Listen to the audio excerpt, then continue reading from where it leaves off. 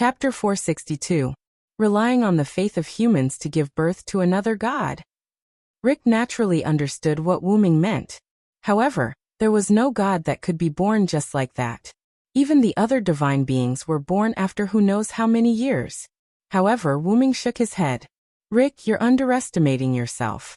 You're the leader of humans, a special human who could attract my attention. Although the human leader's words were a little absolute since there was no telling if there were other humans in this world, Rick had indeed attracted wombing's attention through the black origin mud in the star cup. It was because of his strong belief that Rick's voice could reach wombing's ears through the black origin mud. Haven't you realized that there's a god like that beside you? Rick's pupils instantly contracted when he heard wombing's words.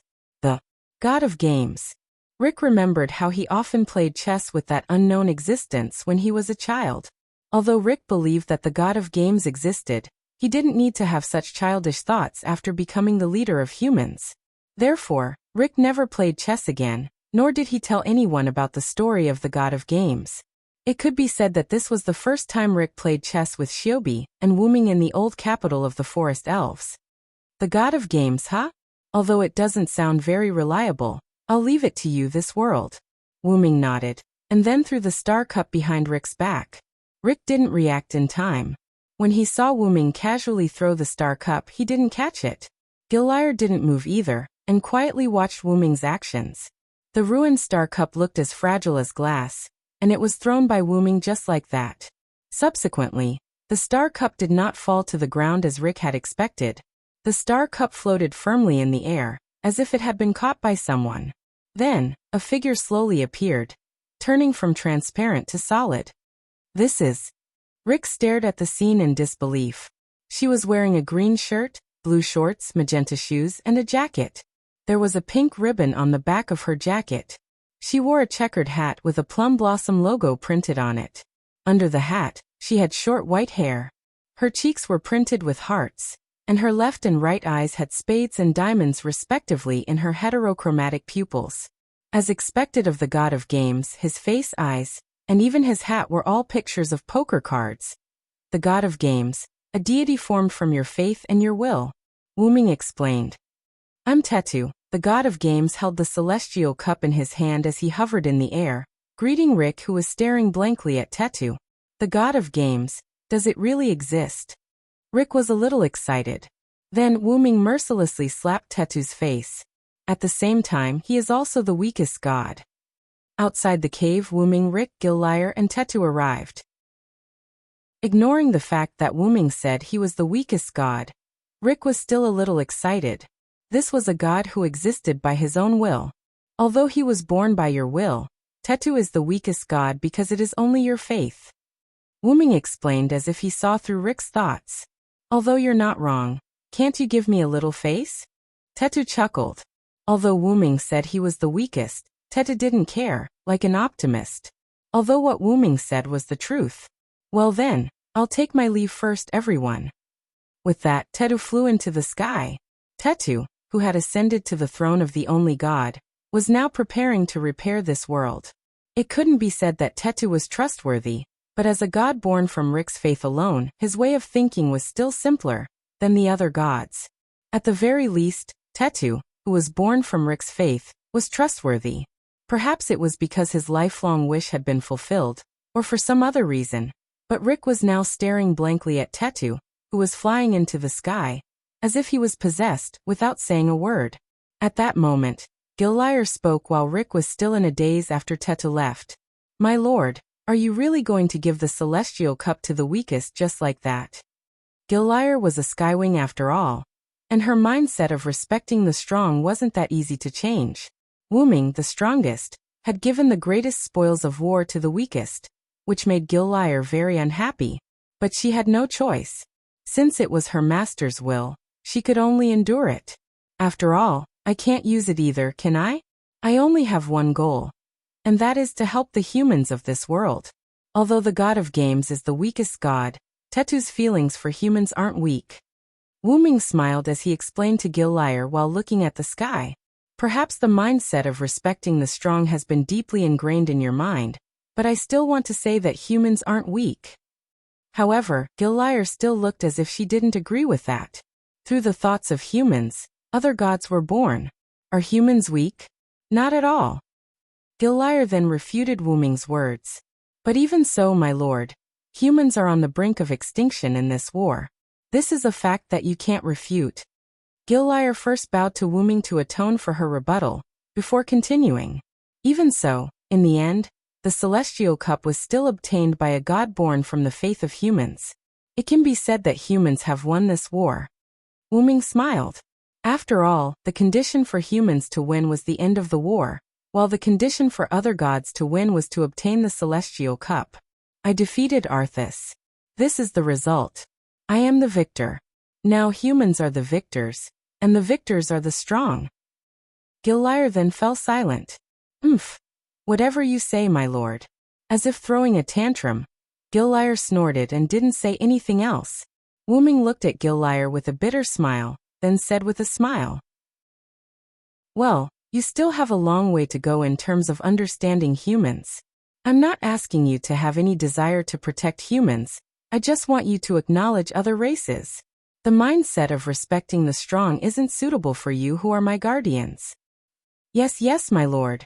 After ending the conversation between master and servant, Wuming began to admire the reconstruction of this world. Not created by anyone, not expected by anyone, not prayed by anyone. Tetu's voice began to sound in the sky. The nameless race that evolved from beasts to bipedal walking with their own consciousness and obtained intelligence, humans. Tetu's voice wasn't loud, but it was as if the entire world could hear him. For such a race, I, as the only god, grant you a name. Humanity, race of humans. The moment the humans were given their names, the sky of this planet lit up. The dark clouds all disappeared, and the sun was exposed. Plants instantly covered the earth, butterflies fluttered among the flowers, and birds soared freely in the sky. The entire world seemed to be alive again. Not only that, but most of the terrain was also changed, and there were more chess pieces on the ground. Next, the exceed 16 races, who claim to have intelligence. You will swear to the covenant as your worship, abide by the rules of the 10 covenants, and start a new game in this new world. Well then, let's continue the game. Listening to Tetu's speech and looking at the land that was restored to life, Wuming smiled helplessly. Well done, but all I can say is that as expected of the god of games. So my lord, do you want the celestial cup back? Gillyre egged him on. Well, looking at the tears of joy flowing out of Rick's eyes as he looked down at the land that was restored to life, Wuming turned to leave. Since I'm not interested, I'll leave the rest to the players. Chapter 463. Wuming slowly walked on the land that was overflowing with life, admiring the scenery around him. The trees were lush, butterflies were dancing, and all kinds of small animals were coming and going. Birds were flying freely in the sky. Arriving at a highland, Wuming looked down at the plains in front of him and sighed. You don't say. Controlling the Star Cup is really like controlling the ownership of a planet. In just an instant, the entire planet changed. It was as if Tetu had entered an editing interface. He formatted the dying planet and gave it new life. At that moment, Shiobi, who was following beside Wuming, spoke. Shiobi, I like the current planet. Shiobi looked at the land in front of her with a happy expression. Wuming couldn't help but look at his sister, who was smiling so innocently. After Tetu reorganized the world, he set the 10 covenants. Wuming didn't pay attention to the content of the covenants, only knowing that they were related to the game. Wuming couldn't help but complain about Tetu again, as expected of the god of games. In short, the entire world had become a world where everything was decided through the game. This way, humans wouldn't be deliberately harmed. After that, Rick brought the spirits back to the village. Seeing her brother return safely, Crone was so happy that she hugged her brother and cried for a while. Wuming, on the other hand, quietly cancelled his clone and came to the village. After all, in everyone's eyes, the siblings Villo and Shiobi had been staying in the village all this time. By the way, during the time he stayed in the village, Crone came to Wuming many times. Of course, it wasn't what you imagined. Crone came to Wuming to find out what her brother was doing. Of course, Wuming deliberately avoided this question every time. After some time, Crone gave up on getting information from Wuming and turned to Shiobi.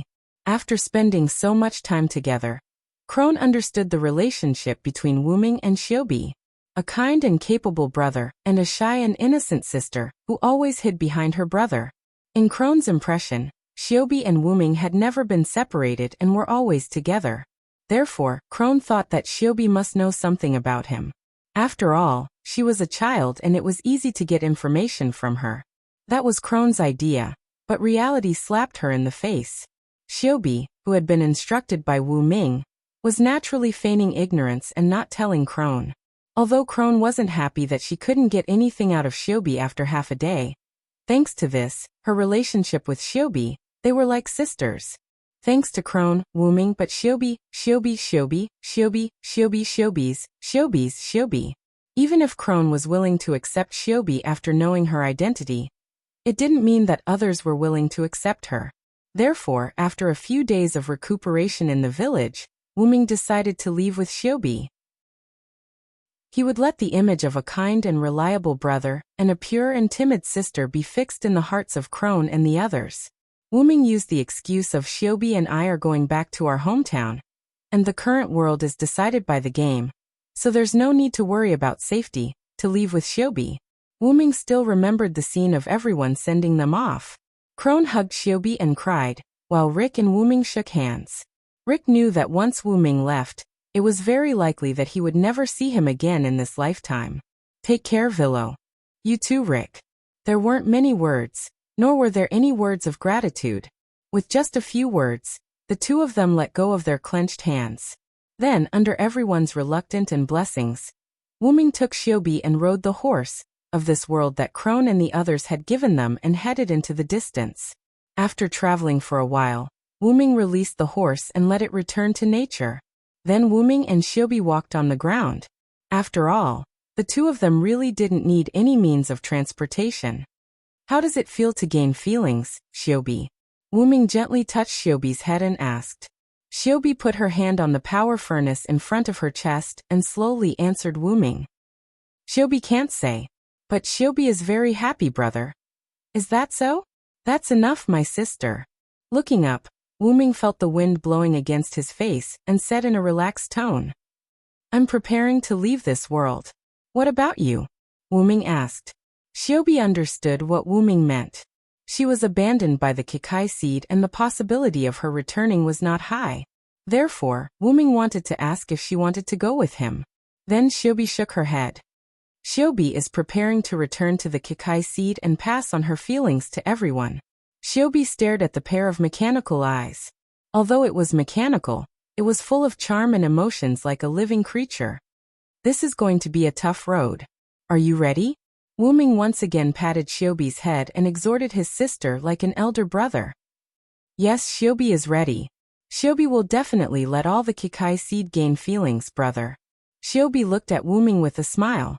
Through those eyes, Wuming read the firm belief. Wuming smiled and then activated the soul of words. A person with a supreme protective divine power. God protects him, the devil hates him, and no enemy can approach him. He is like a fountain of vitality that constantly surges, granting the world equal protection. Then, through his hand that had yet to move away from Shiobi's head, Wuming transmitted his protection into Shiobi's body. Feeling the increasingly powerful power in her body, Shiobi was at a loss. Wuming continued to increase the power of the protection. About half an hour later, Wuming stopped the protection. With this protection, even if Arthas revives and uses a divine strike, it will be enough to withstand it.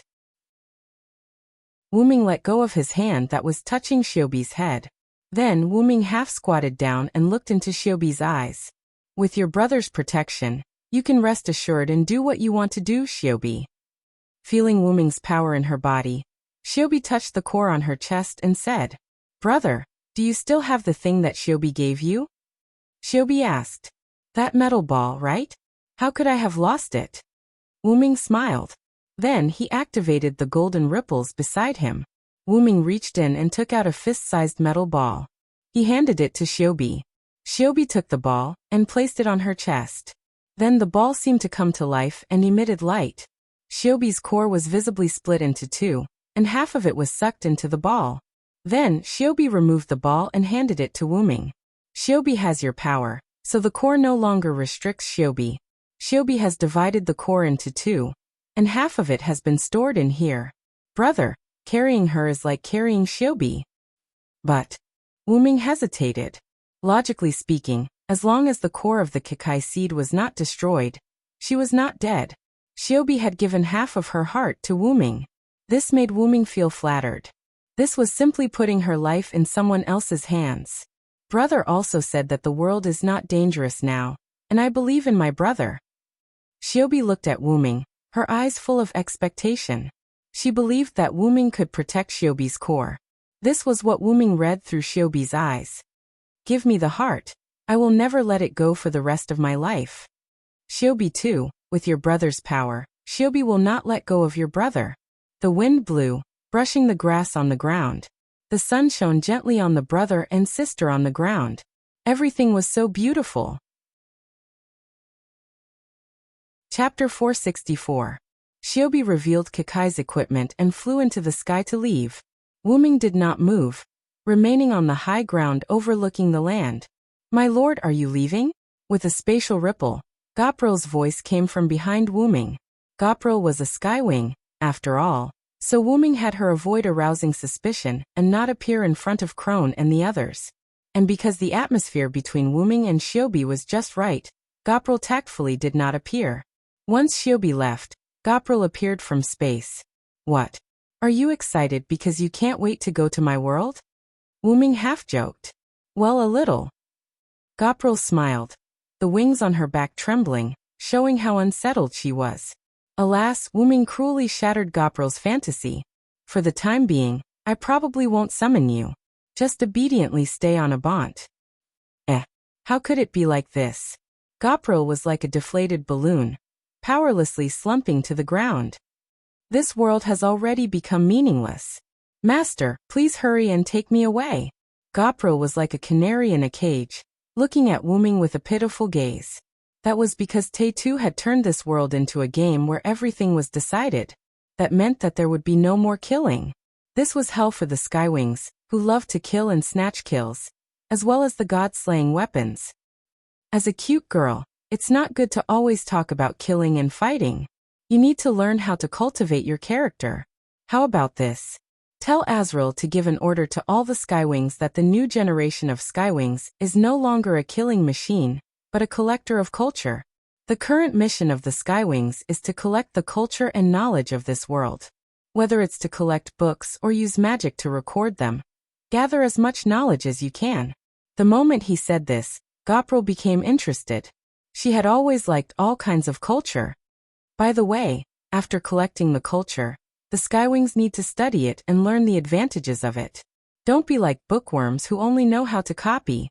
Yes, my lord, your subordinate will do it right away, Gopril replied playfully, then fled into space and disappeared. Wuming smiled helplessly and shook his head. Then, Wuming said to no one, "Aren't you going to come out and meet me? After all, I'm your benefactor who helped you ascend to the throne of the one god." After Wuming finished speaking, a child's voice sounded. "Haha, are you leaving? Do you still need me to send you off?" Tae-2 appeared in front of Wuming and laughed happily. It had to be said that after becoming the only god, Tae-2 could be said to be an omnipotent god. However, he could only be omnipotent on this planet. In any case, the current Wuming had no confidence in defeating the current Tae-Tuesday. If he were to leave this world, while he would not be completely useless, he would still be much weaker. At the very least, in another world, Wuming would be able to grind Tae-2 to the ground. There's nothing wrong with the Celestial Cup, right? Wuming ignored Tae-2's joke and asked about serious matters. No, there's nothing left of that black origin soil you mentioned. If not for the fact that there are some traces left inside the Celestial Cup, I'm afraid I would have thought that you were lying to me. Tae-2 was like an optimist as he happily answered Wuming. Incidentally, Tae-2 was still lying down in the air, using his arm as a pillow. It's best if you be careful. If you get corrupted by that thing, we might become mortal enemies, Wuming warned. Ha ha ha, even if that happens, I'll only play games with you. I don't like fighting and killing. Taytu was not wrong. If Taytu was really corrupted by the Black Origin soil, with Taytu's spirit, the Black Origin soil would not be able to turn Taytu evil. It might even make Taytu an even more powerful good god. However, even if Taytu was a good god, he would still treat Wuming as an enemy. That was why the Black Origin soil was so frightening. If the Black Origin soil was allowed to corrupt all worlds, then Wuming would really become an enemy of the entire world. Forget it, I'm really an idiot for worrying about you. Wuming smiled bitterly and shook his head. Well then, I'll be leaving first. Help me take care of the humans, god of games. With that, Wuming's figure disappeared from where he was. Don't worry, I'm very fair, Taytu said with a smile, but that pink face of his was black no matter how you looked at it. And so, Wuming ended his journey in this world, and returned to the dimensional tunnel. Once inside, Wuming was not in a hurry to head to the world of singularities, and instead flew out of the tunnel. Now the flaws of this body could be seen. His authority incarnation had too many limitations, and was not powerful enough. Even the divine blade of salvation that was one with Wuming was only a replica in this body, and was not as powerful as before. Therefore, Wuming decided to return this body to the furnace to reconstruct and evolve it. Wuming soon returned to the root, and nothing happened because Kalas was there. Lord Wuming. Kalas greeted from the head of Wuming's main body. You've worked hard, Kalas. Wuming said. You're too kind. Kalas replied, flattered. Wuming smiled and didn't say anything more. The relationship between the two of them was already beyond the point of needing thanks. Then, Wuming revealed the true form of this body, which was the body of the root dragon. Wuming looked at his main body, which was much smaller than before, and was a little troubled. So it's time to level up. Then Wuming's consciousness disappeared from this body and returned to his main body.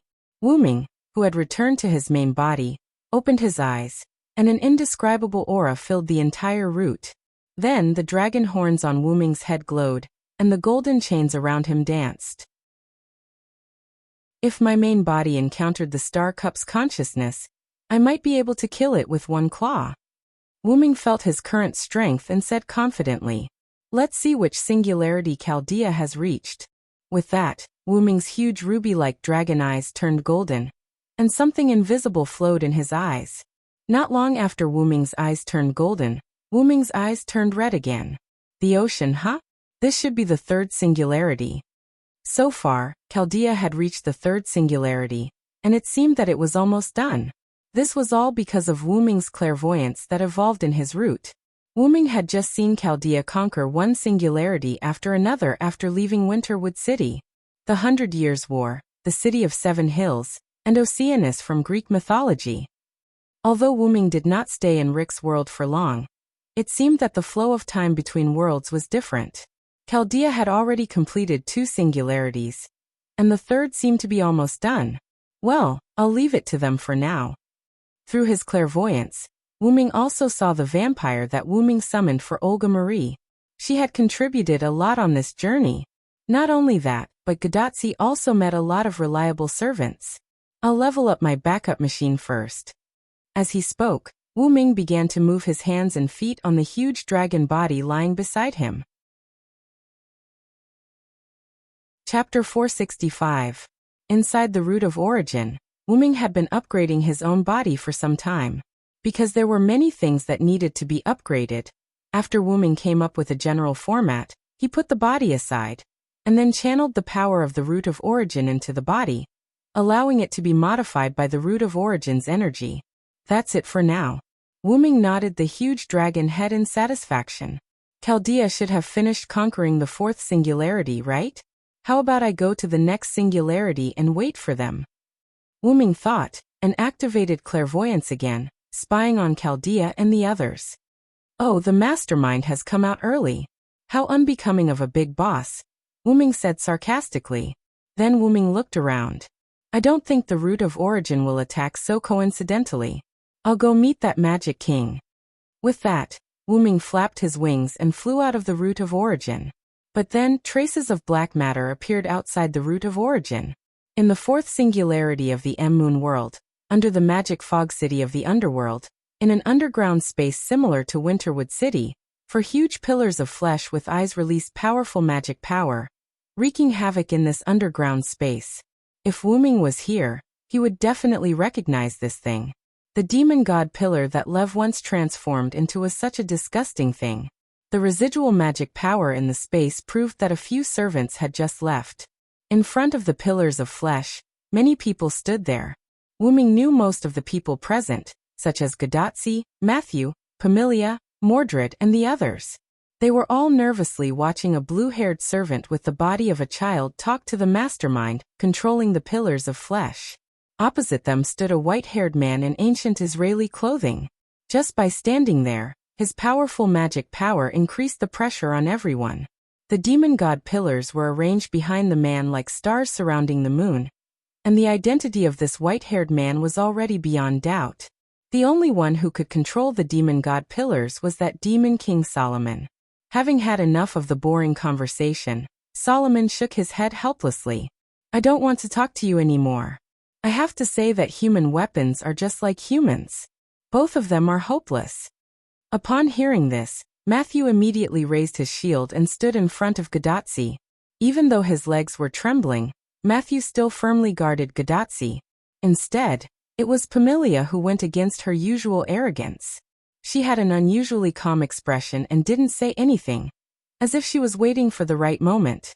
"Oh yeah, are they going to attack us?" the blue-haired man said in a low voice, not at all afraid that he was about to leave.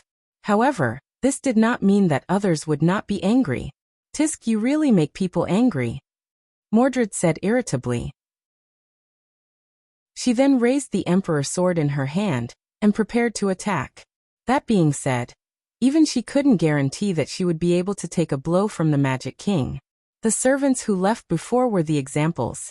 "Destroy them, demon god pillars."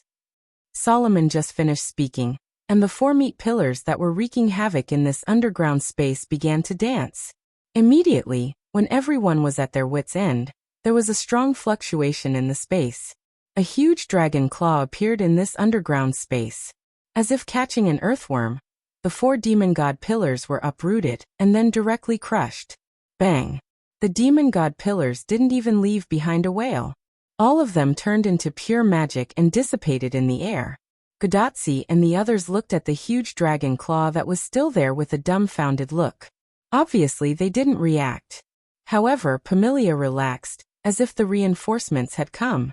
Mordred said in a displeased tone after sensing the restlessness of the bloodline in her body. "Tsk, we're too late." Mordred complained, but her tone had already relaxed. Then, when Gadotsi and the others were wondering who saved them, Solomon opened his mouth. "I didn't expect you to come here with your original body." "Same here. Didn't you also come here with your original body?" Wuming's voice came into this space. This voice is Assassin Senior. Because he used his original voice, Matthew easily recognized Wuming's voice. Immediately, the huge dragon claw turned into magic and landed on the ground. Wuming, wearing assassin's uniform, appeared in front of Gadotsi and the others. "Assassin!" Gadotsi shouted excitedly and threw herself on Wuming's back. Yes, I'm here. Also, a girl should be reserved. Don't throw yourself on others so easily." Gadotsi nodded and obediently came down from Wuming's back and wiped the tears from the corner of her eyes. This couldn't be blamed on Gadotsi. The horror brought by Solomon was not something a little girl who had just become a magician for less than half a year could bear. It could be said that if it wasn't for Matthew's ability to protect her, Gadotsi would probably have mental problems now. "That's because you're always reliable, assassin," Gadotsi smiled. It seemed that Wuming left a strong impression on Gadotsi when he burned and polluted Winterwood City.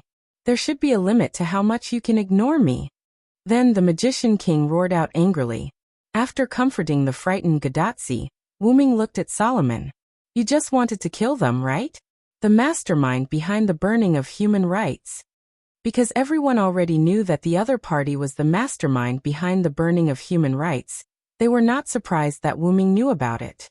"I didn't want to kill them, after all they are no threat to me, but those people over there have your aura.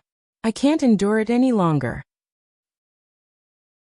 Solomon said violently, almost to the point of roaring. Solomon's eyes were blood red at this moment, and his mouth was cracked open like a monster. Black threads also appeared on Solomon's body, and countless magic power was released as if it was free. Wuming's eyes narrowed slightly. Taking a closer look, these are not threads, these are all small black mud. Because of the black mud, Solomon had a strong killing intent towards Wuming, and this killing intent implicated Gadotsi and others. Then do you want to do it now? I don't mind. Wuming became serious, and began to release magic power from his body, forming a situation where he was equal to Solomon. But in an instant Solomon calmed down, and his eyes and mouth returned to normal. I really forgot myself. These things are powerful, but they affect my mood too easily. Wuming took a closer look, and the black mud on his body disappeared, or rather, it was sucked back into Solomon's body. You can really restrain yourself. Among the enemies I've met, there's not one like you. Everyone who was related to the black mud would not let Wuming go, as if they wanted to kill him. Then they would be killed by Wuming. If they could calm down, they could still have a big impact on Wuming. Just like the consciousness of the star cup, if it could leave first, and then give the star cup to Kainas, then it would be the only god by using Kainas' body, and Wuming in that body would not have the ability to beat it. After all, even the weakest Teto became the only god. Wuming did not dare to say that he could beat him. From this, it could be seen that the Magic King was able to suppress his desire for Wuming, and could be said to be the ultimate big boss. That's all for now. I'll bring you some good stuff at the next singularity. After saying that, as if afraid that his desire for Wuming would flare up again, the Magic King left. It was good that he left. This made Wuming worry less. After all, if they fought, Gadotsi and the others behind him would be a burden. Then Gadotsi and the others, who had been silent all this time, began to ask questions. Chapter 466. Hey, who is Assassin to be able to force Solomon to retreat? Do Assassin and Mordred know each other? Why do I feel like Mordred knows you, Assassin? Do you know that, Solomon? I feel like there's a grudge between the two of you. Assassin. Let's stop for a moment. Wuming covered Gadotsi's mouth with a headache and stopped Gadotsi from asking any more questions. Wuming could understand the excitement when there were so many unknowns and someone who could answer them, but it was still better to let Gadotsi calm down. Then, Matthew said weakly from the side. Senior Assassin, let go of Senior first. Senior is about to suffocate. Wuming looked at Gadotsi, who had turned into a mosquito coil, and quickly let go of the hand that was covering Gadotsi's mouth and Gadotsi's nose. I'm saved. Thank you so much, Matthew. Gadotsi looked relieved and touched Matthew's little head. This kind of action made Mashu's face blush. On the other side, Pamela flapped her little wings and came in front of Wuming. Then why did thou come so late? Pamela asked Wuming with a haughty expression. You stinky brat. That guy isn't someone you can question. Mordred, on the other hand, had an unhappy look on her face. Ha! What right do thou have to control me?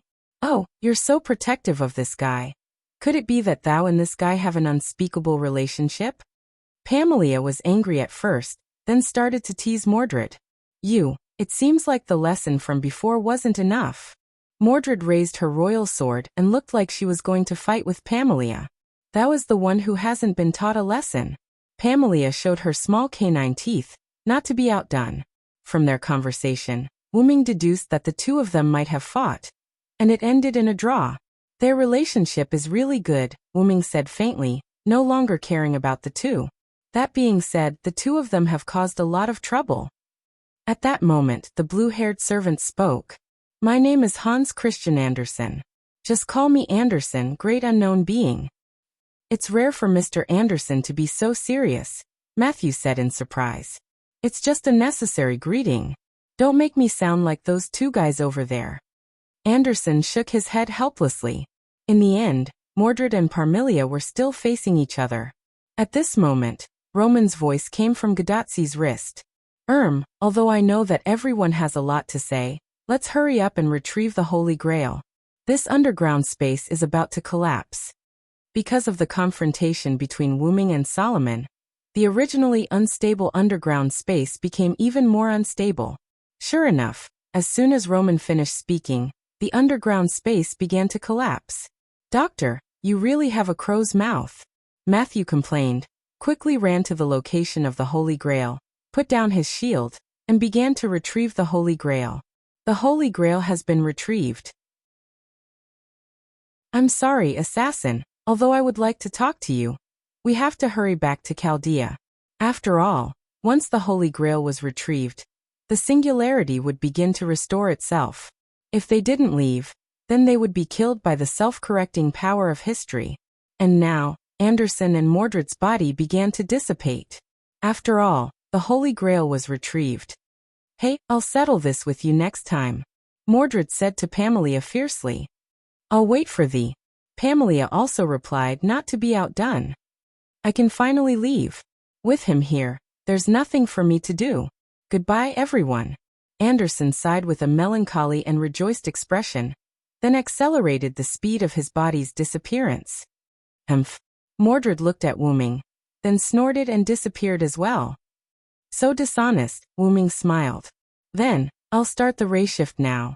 Everyone get ready, Roman said through Gadatsi's wristwatch. However, Wuming laughed mischievously. Then how about I go with you? Chaldea control room. As soon as Pamela came back, she returned to her small room with the excuse that she was tired and needed to rest. Gadatsi, Matthew and Wuming, the three stood together in front of Roman, who was dumbfounded. I didn't expect you to have such an ability, Roman said gloomily. Wuming did come back with Gadatsi and the others, but he did not use the ray shift. Instead, he relied on his own ability to fly back with Gadatsi, who had been turned into ray shift. Now, although Wuming had not reached the state of omnipotence in the use of time and space, he was almost there. Because he had stayed in the route for a long time, Wuming was almost reaching adulthood.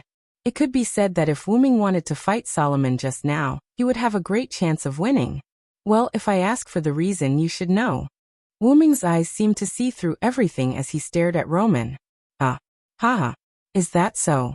Roman wiped the cold sweat on his forehead and said nervously. I won't be in a hurry to leave. Tachika, Matthew, you two go back and rest first, Wuming said to Gadatsi and Matthew. Let's go, Senior. Senior needs to rest. Oh. Okay then, see you later. Gadatsi, who saw that Wuming wanted to talk to Roman alone, left with Matthew.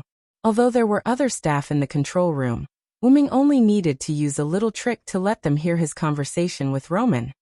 Initially, I felt that there was something wrong with you. Now that I see it, I understand the truth, Wuming said in confusion. I'm just a human now, a human who is working hard to restore humanity. Roman didn't feel nervous as before and calmly answered Wuming. If that's what you want.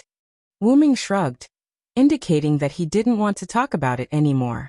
Actually, I want to ask something about you, Roman said after a moment. Is it about why I only showed up now? Or do you want to ask if I will follow Tachika and the others to attack singularities? Wuming could almost guess what Roman wanted to ask.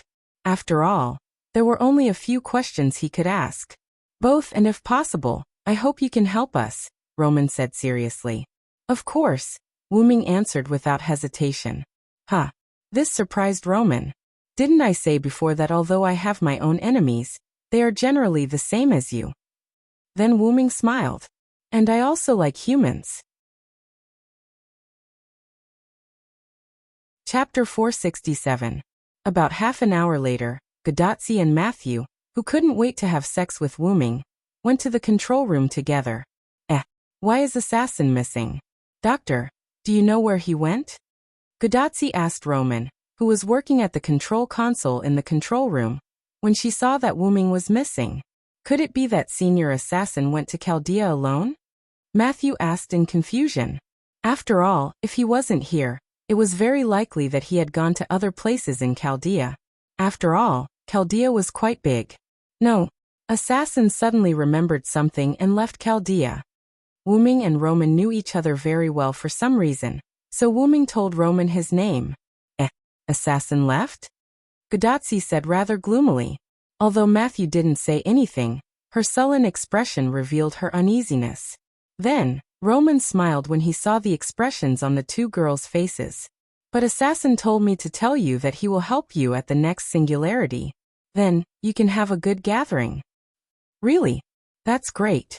I have a lot of questions to ask Assassin, Gadotsi said happily.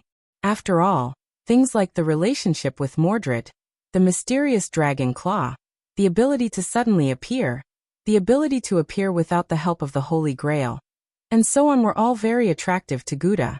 Not only that, but Gadotsi also paid more attention to the super mysterious identity of Wuming after meeting Stheno on the invisible island of the second singularity, and U'Reilly on the third singularity.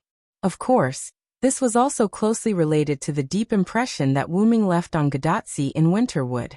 Strictly speaking, Wu Ming was the first servant that Gadotsi had ever met that was gentle, reliable, powerful, and wise, unlike any other servants.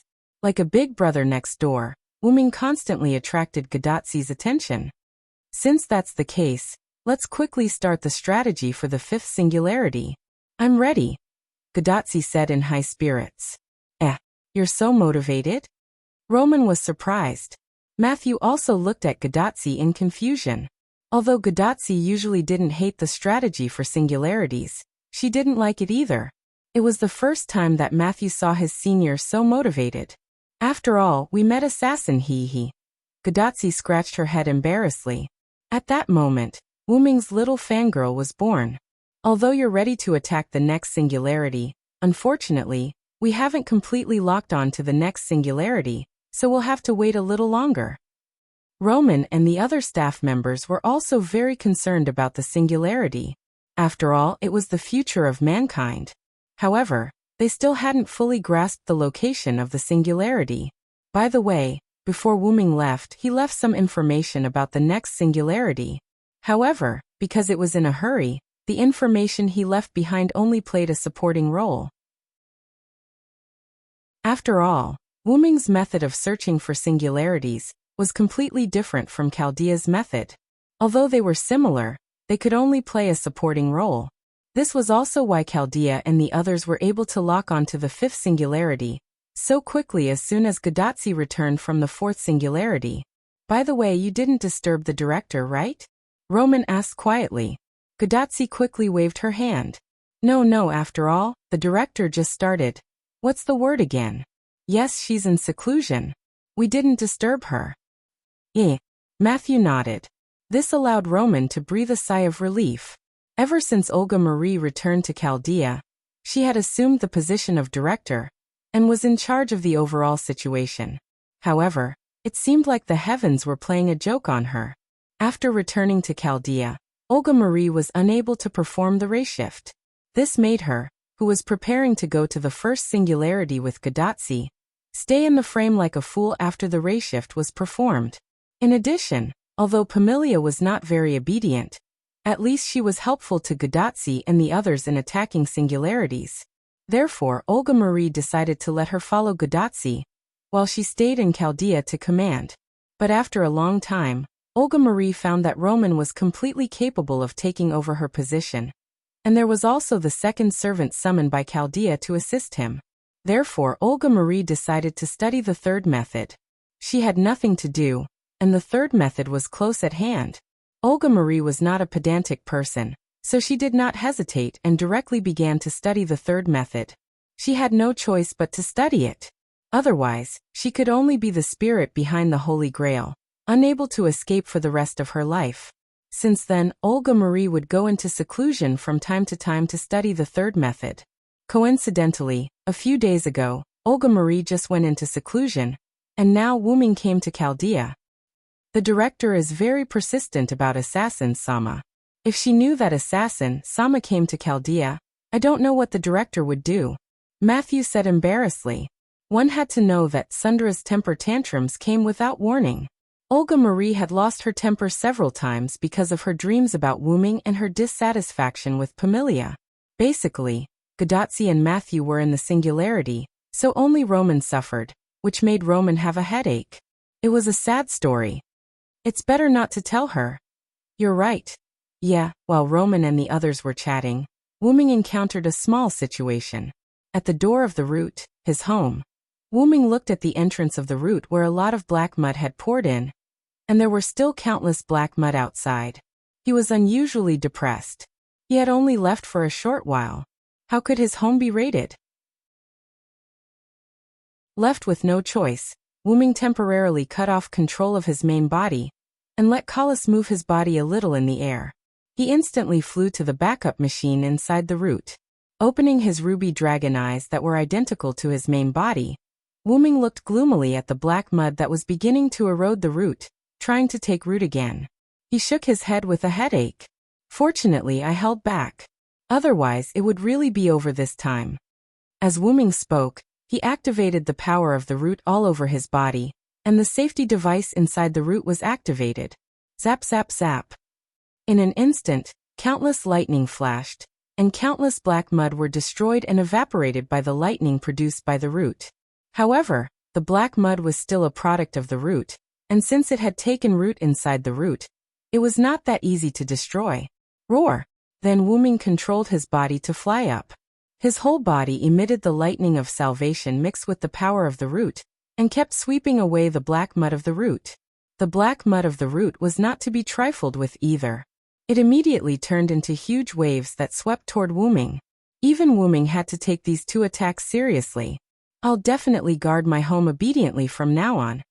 After muttering in his heart, Wyrm seemed to have made an important decision.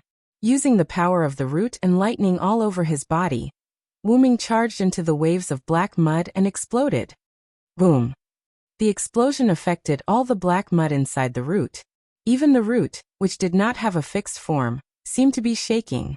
That's right, Wyrm self-destructed. With the thought of "you're ruthless, I hate you more," Wyrm directly used himself as the starting point to detonate the lightning of salvation mixed with the power of the root, completely washing away the black mud of the root. The entire root seemed to have been washed clean by Wyrm's self-destruction, and looked very clean. Even the entrance of the root was blown open by the explosion. At this moment, Wyrm's main body in the outside world opened his eyes, flapped his wings, and flew into the root before the black mud of the root could reassemble. Chapter 468. Having returned to the root, Wyrm was like an emperor who had ascended to the throne once more, wiping out all the rebels who had taken the opportunity to cause trouble outside. The root regained its peace. Wyrm had a headache as he collected the mana residue left behind by the backup machine's self-destruction, preparing to use the chaotic nature of the root to reassemble it. After all, this was the root, and it was something that could be done. And Wyrm's headache wasn't because of that, but because of the self-destruction. Because Wyrm had used the backup machine just now, Wyrm had sacrificed the rook to save the king, and had perished together with the backup machine's body and the black soil of the root. As it turned out, the effect was outstanding. However, self-destruction wasn't something that could be done casually. Wyrm's body just now wasn't his main body, and therefore self-destructed without any pressure. Then he was hit by the spiritual impact left behind by the self-destruction. In all kinds of novels, TV shows, movies, and anime, people would see all kinds of people self-destructing. Some were villains who self-destructed, some were supporting characters who self-destructed to protect the main character, and some were protagonists who self-destructed to kill the big boss. Basically, the result was death. Even if there were resurrections, those who self-destructed would be as spirited as gods because of the invincibility buff they received when they were resurrected. However, Wyrm had just used the backup machine's body to self-destruct, and then switched back to his main body to attack the black soil of the root that had revived from the ashes. Therefore, Wyrm suffered a spiritual backlash after the attack. I'm guessing that guy must have tipped off the black soil. Otherwise, how could it be so coincidental? Wyrm held his head with his dragon claw in discomfort as he continued to collect the residue of his backup machine. The guy that Wyrm was talking about was the Magic King, who had indeed said, "You actually came here with your main body." It was probably then that he had informed the black soil of the root, and that was when the mindless black soil of the root attacked. As expected, that guy is the real enemy, Wyrm said with a serious expression. His previous enemies were all affected by the black soil of the root, and were killed by Wyrm as if they had lost their minds. But this time, the Magic King suppressed the spiritual corruption brought by the black soil of the root, and could even affect the black soil of the root to a small extent. If he could really command the black soil of the root, Wu Ming's nest would have been conquered by the black soil of the root, and Wu Ming would not have to come back to save the situation. In short, the Magic King was Wu Ming's strongest enemy. Wu Ming, ouch ouch ouch. Wu Ming's his dragons and his dragon mouth, and again, to hold his head, to his head. The black soil, the root, the root, the root, the root, the root to the root, the root, root, the goddess he Wu Ming the magic root, root, the black, the god of the root, the root root, of the root root the root, the root root root the root w, the of the root root root root, the root root root root root, the root root root root. His hands did not stop moving. Wu Ming continued to fiddle with his backup computer. But since I'm ready for this feast at Hongmen, if I don't do it properly, I'll be sorry for my identity. As if he thought of something, Wu Ming smiled joyfully. Fifth singularity, United States. On the streets of the capital, countless strong soldiers patrolled with long spears. Even the outskirts of the city were filled with these soldiers. If Wu Ming was here, he would have covered his face in embarrassment. Because these soldiers looked exactly like Wu Ming, but these soldiers seemed to have put on old makeup, and they looked like they were in their 30s or 40s. Furthermore, Wu Ming is an eternally 18-year-old dragon of origin. How can he be old? How can he be old? The White House, Washington. Countless soldiers with Wu Ming's face were stationed everywhere in the White House, including the streets outside the White House. The security was so tight that not even a fly could get in. In the small square in front of the White House, a queen surrounded by soldiers walked to the front. The queen wore a white fluffy cloak.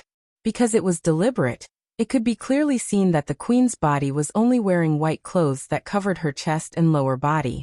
It was not an exaggeration to say that it was a bikini. The queen didn't care about revealing her skin as she swaggered to the small square. Then, the queen took out a golden cup from her cloak. Holy Grail, please fulfill my wish. With just a sentence, the golden cup called the Holy Grail emitted a bright light. Then, a magic circle appeared in the center of the small square. It was used for summoning. Along with a burst of light, a figure covered in pure white armor appeared in the magic array. May I ask, are you my master? Maeve. The figure looked at the queen holding the Holy Grail, with a slightly confused expression. Yes, my little Sai, my king, it's me, Queen Maeve smiled sweetly. Inside the White House, Wu Ming sat on the president's throne, looking at the charming woman in his arms with a headache. That's right, that white figure was none other than Wu Ming. Because he wanted to cheat, in addition to the Holy Grail's enticement, Wu Ming had arrived in a pure white armor that covered even his head. Wu Ming was inside the root.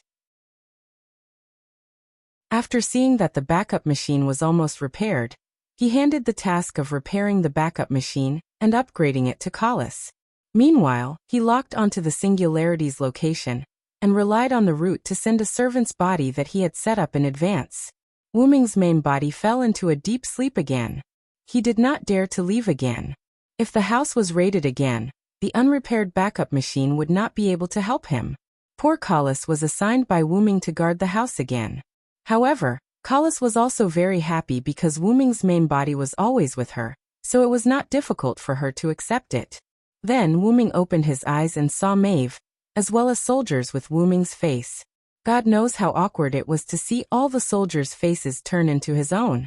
It was like going to the street and finding that everyone's face had turned into his own face.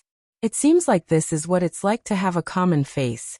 Ahem, fortunately, Wu Ming was wearing a helmet, so even if Maeve was in his arms, she could not see Wu Ming's awkward face. Wu Ming watched as Maeve pulled him into the room and made him sit down. Then, Wu Ming watched as Maeve sat in his arms, rubbed against him, and laughed happily. Only now did Wu Ming realize what was going on. Because Wu Ming was thinking about the soldiers with Wu Ming's face. Ahem. In fact, Wu Ming already knew that Maeve wanted to take him to this empty room to do something embarrassing. After all, it was Maeve, of course. Wu Ming, who retained his virginity, refused. In the end, she just sat in Wu Ming's arms and rubbed against him. Long time no see, Maeve. No matter what, it was not wrong to say hello first. Wu Ming and Maeve had indeed not seen each other for a long time. And then, that's all you want to say, Maeve smiled charmingly and said while hugging Wuming's neck. Now Wuming only had one thought in his mind, and that was, Maeve, do you feel uncomfortable with this armor? If you feel uncomfortable, then come down. Chapter 469. Of course, Wuming wouldn't say that. If he said that, with Wuming's understanding of Maeve, she would definitely answer that way. It's very uncomfortable. Then little sigh, take off your armor, how about we do something with love, ahem. Back to the topic. I only traveled to a lot of places and didn't have time to go back, Wuming said seriously. Oh, is that so? As long as you're not fascinated by other vixens, Maeve said with a smile as if she saw through Wuming. Wuming's heart skipped a beat. If it's Leah, she's not a vixen, she has the blood of the red dragon. But now little Sai only belongs to me, the king who belongs to me. However, Maeve was more reasonable than Wuming thought and didn't care about other things. Let's not talk about this for now. Maeve, the source of this singularity is your holy grail, right? Can you give it to me as compensation? When everything is over, I will use the holy relic to summon you. At that time, you can do whatever you want. Wuming was now putting his virginity on the line for the singularity, and he was afraid that Maeve wouldn't agree. As the first woman who truly loved Wuming, Wuming has her own principles. She won't do anything to force a woman who loves her. It has to be said that Wuming was affected a lot when he was a Knight of the Round Table. But this was pardonable. Wuming really stayed in Camelot for a long time. Wuming came there when King Yusef was still in good health, and he was forced to leave when King Arthur unified the British Isles. If it weren't for the fact that he was a scammer in the Sumer area for a long time, Wuming would probably have taken root as a Knight of Justice. However, Wuming didn't think it was bad. Thanks to being a Knight of the Round Table, his character was still quite noble. At least if he had the ability, Wuming would help humans through difficulties. Sure, just as Wuming was distracted again, Maeve answered Wuming. Immediately after, Maeve took out the golden holy grail from her bosom and handed it to Wuming. You gave it to me so easily? Wuming couldn't believe it. After all, this was the holy grail that maintained the singularity. Strictly speaking, it was a treasure that was more valuable than Maeve herself. I believe in Little Sai. As long as it's Little Sai's request, I'll agree. Looking at Maeve's smiling face, Wuming felt that he was quite despicable. Taking advantage of women was not something a knight should do. By the way, the armor Wuming was wearing right now was the one he wore in Camelot. After all, Wuming had cheated quite a lot. In addition to Maeve's wish, Wuming was no longer the Connaught Silver Dragon Cylinder. Instead, he existed as a spiritual base that should not have existed. As long as Little Sai is happy, by the way, there is more than one holy grail in this era. With that, Maeve's smile changed in Wuming's eyes. Damn it, so she gave me the holy grail because she had nothing to fear. Forget it, you keep it yourself first. Wuming said weakly. Yes, Maeve smiled slightly and put the holy grail back into her bosom. Explain the current situation to me. Then Maeve explained to Wuming what happened in the American continent. Because of the Magic King's plan, the American continent was chosen as one of the singularities. Therefore, there was naturally a demon god pillar that held the Holy Grail and served the Magic King. After that person awakened the consciousness of the demon god pillar, he used the Holy Grail to turn this place into a singularity. Then he used the Holy Grail to summon Maeve.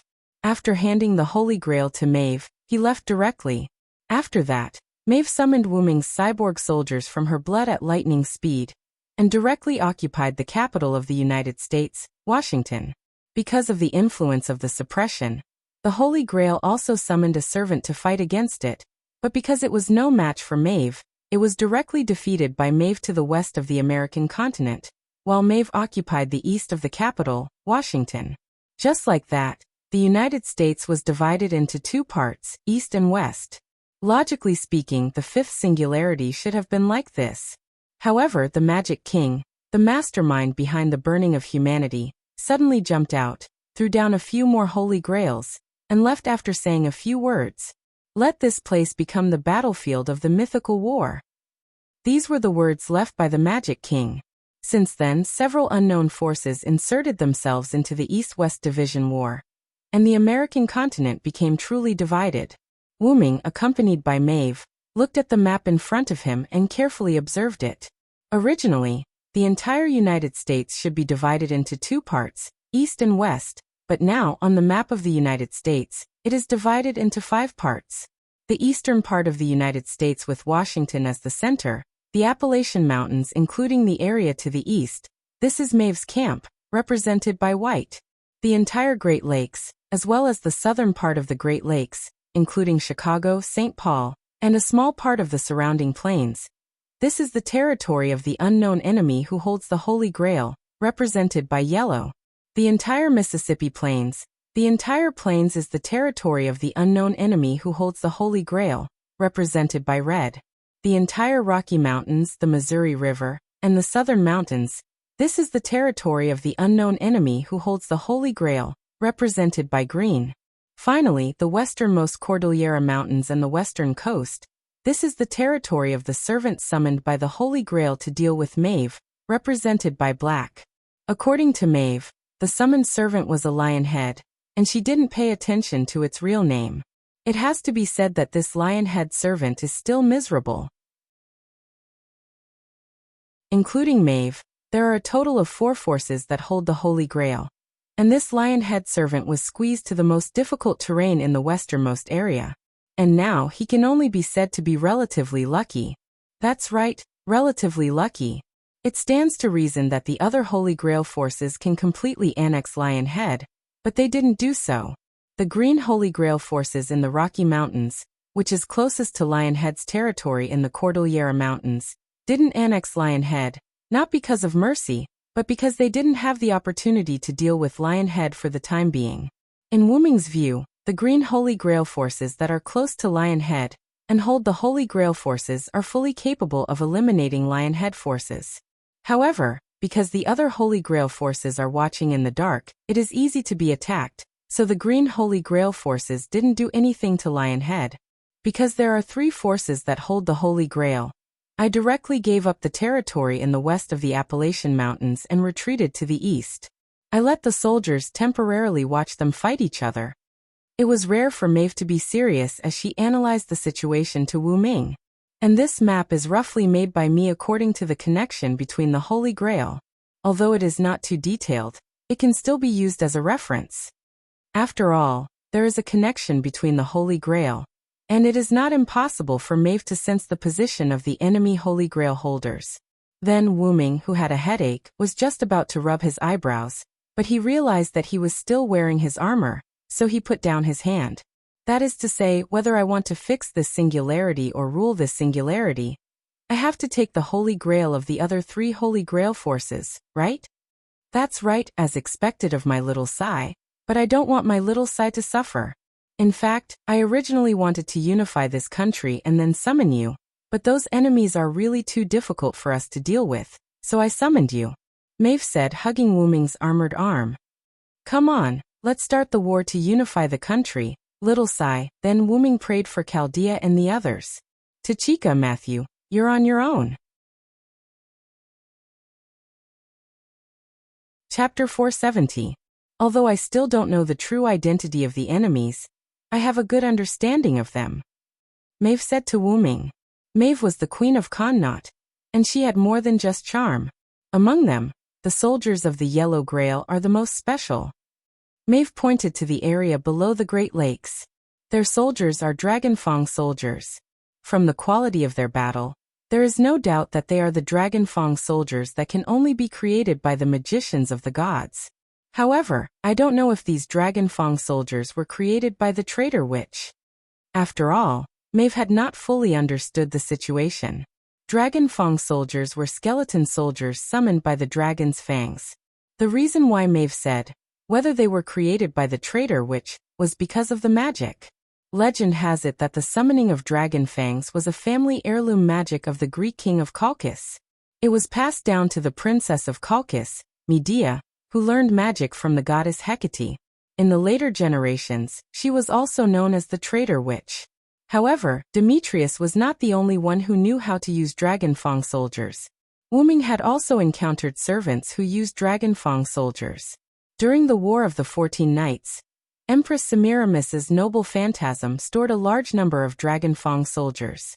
The number was beyond imagination. Therefore, it could not be defined based on this clue.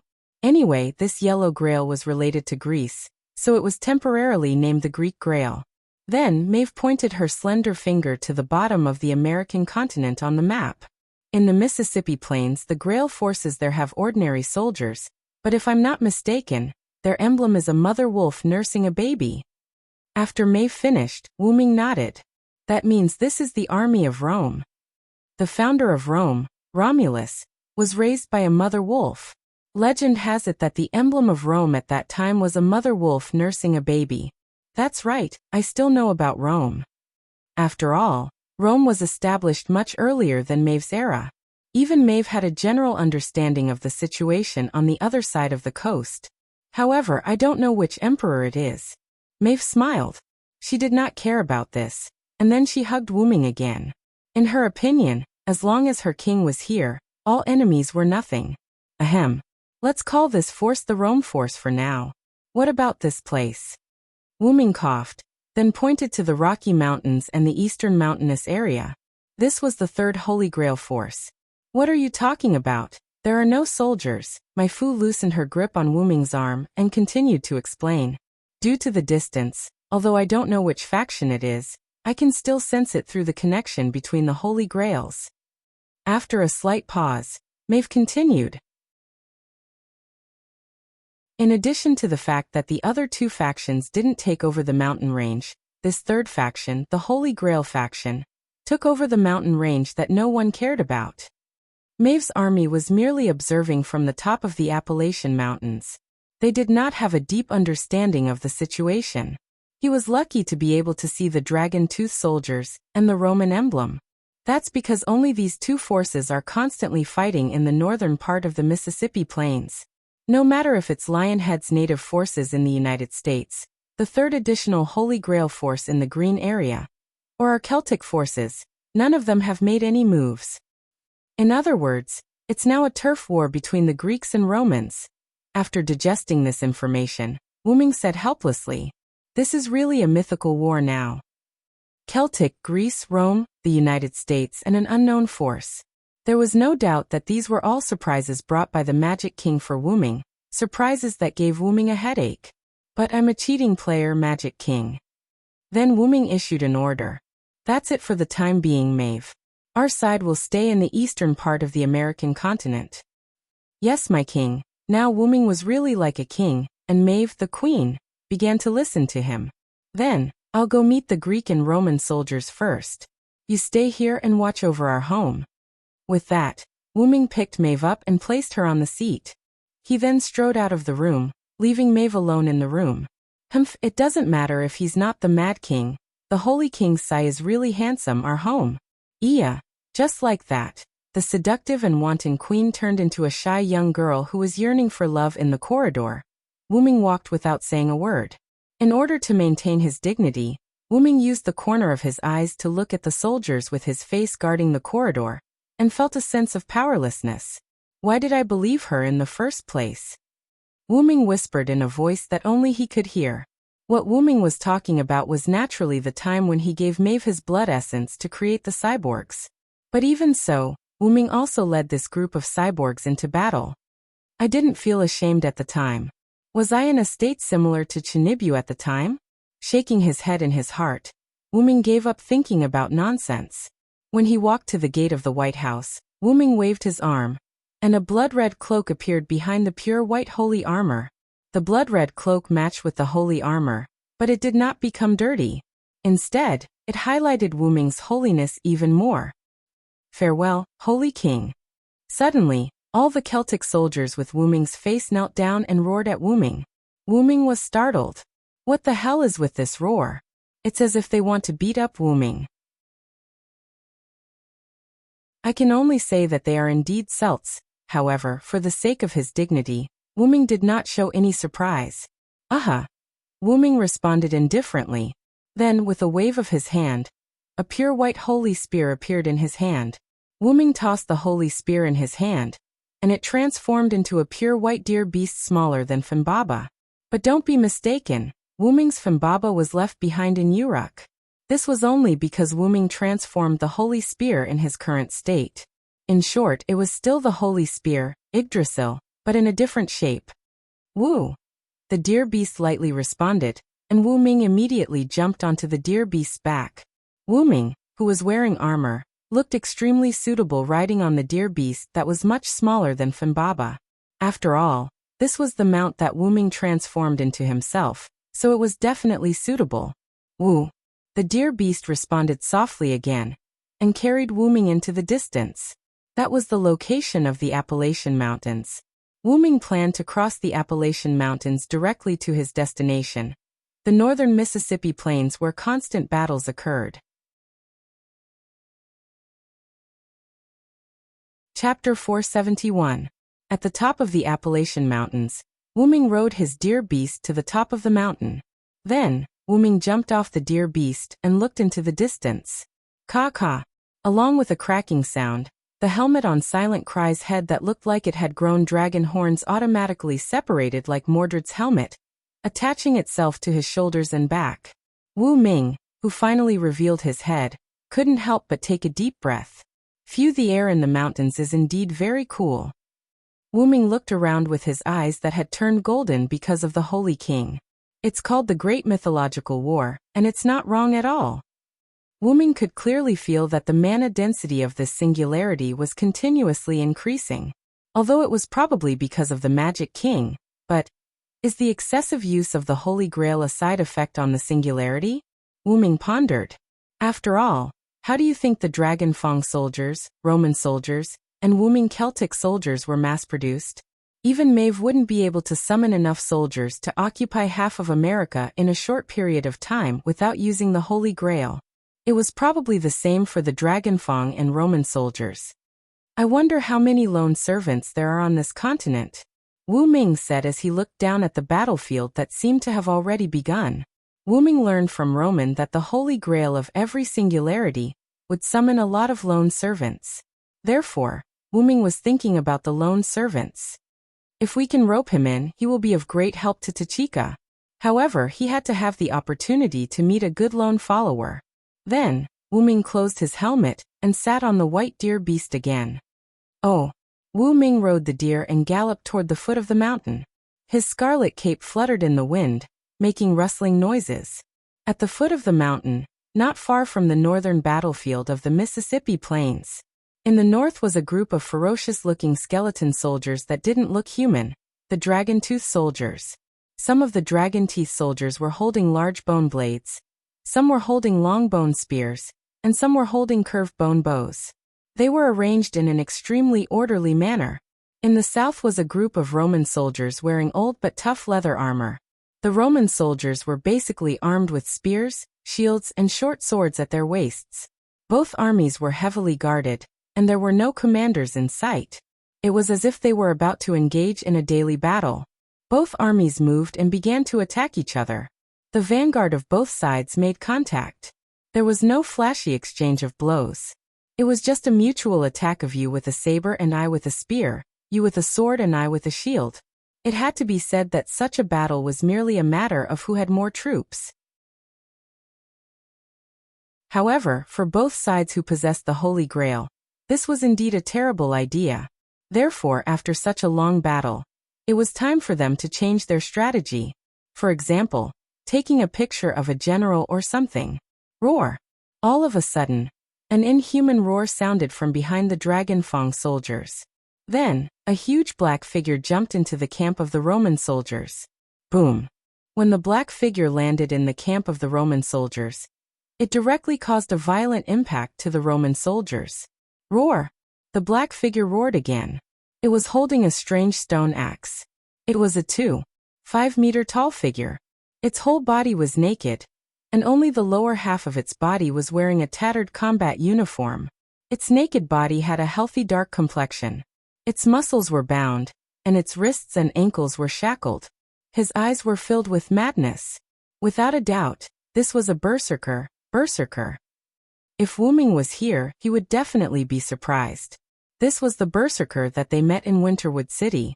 His real name was Hercules. Hercules was constantly waving his axe and sword as he began to massacre the Roman soldiers. It had to be said that a berserker was indeed a berserker. His destructive power was not to be underestimated. In just a few minutes, more than half of the Roman soldiers were killed or injured. However, since the Dragon Fang soldiers had already sent a general, the Roman soldiers had no choice but to send a general as well. Immediately afterward, a red-eyed man wearing ancient golden Roman armor, a battle skirt, and a tattered red cloak behind him rushed over with a roar. He seemed to be a berserker as well. Ow, ow, ow! Roar! The two berserkers roared at each other and began to fight. The Greek berserker swung his huge axe and sword and attacked the Roman berserker.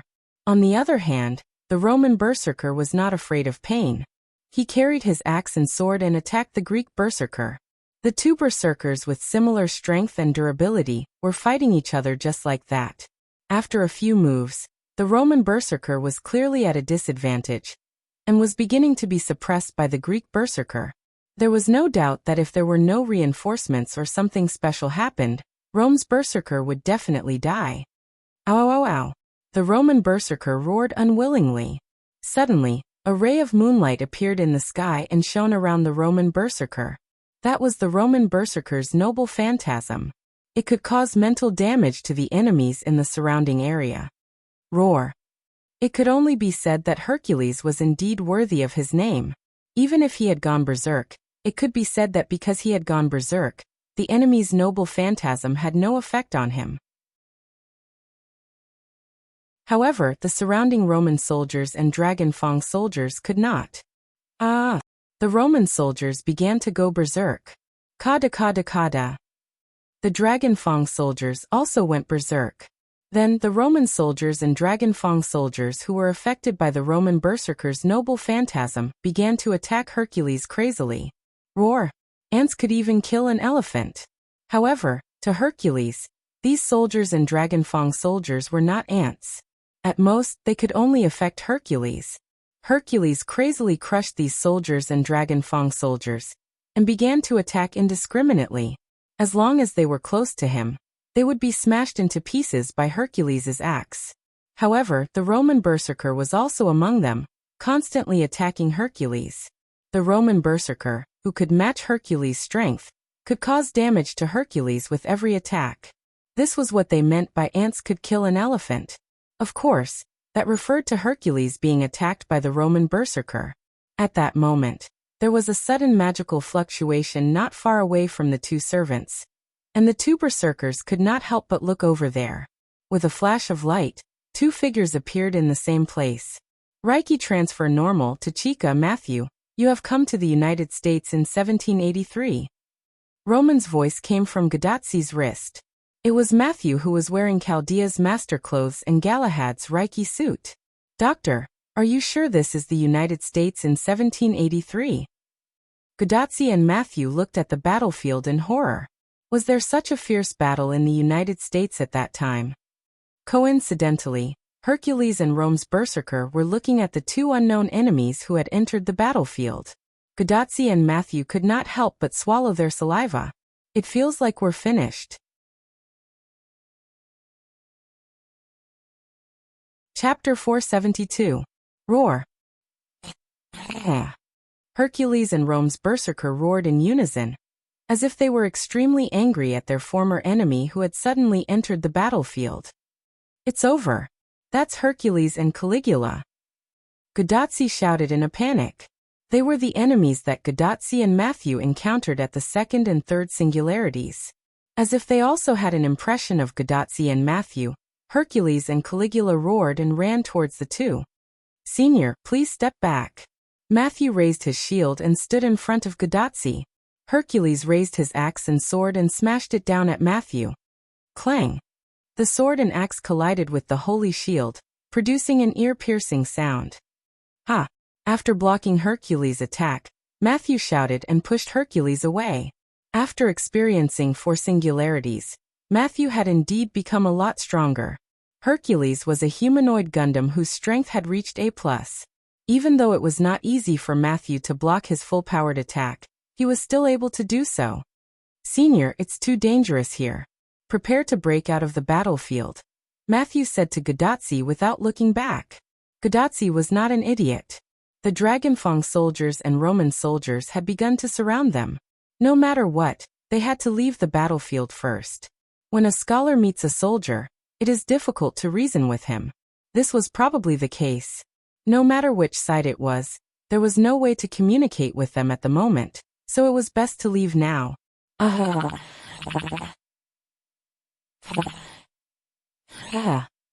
Senior, Matthew shouted and stood in front of Caligula, who wanted to attack Gadotsi. Doctor, is Miss Pamilia not ready yet? Gadotsi quickly said to her wrist while Matthew blocked Caligula. Pamilia was sleeping because of the habits of vampires, so she did not follow Matthew and others. It's too late, Tachika.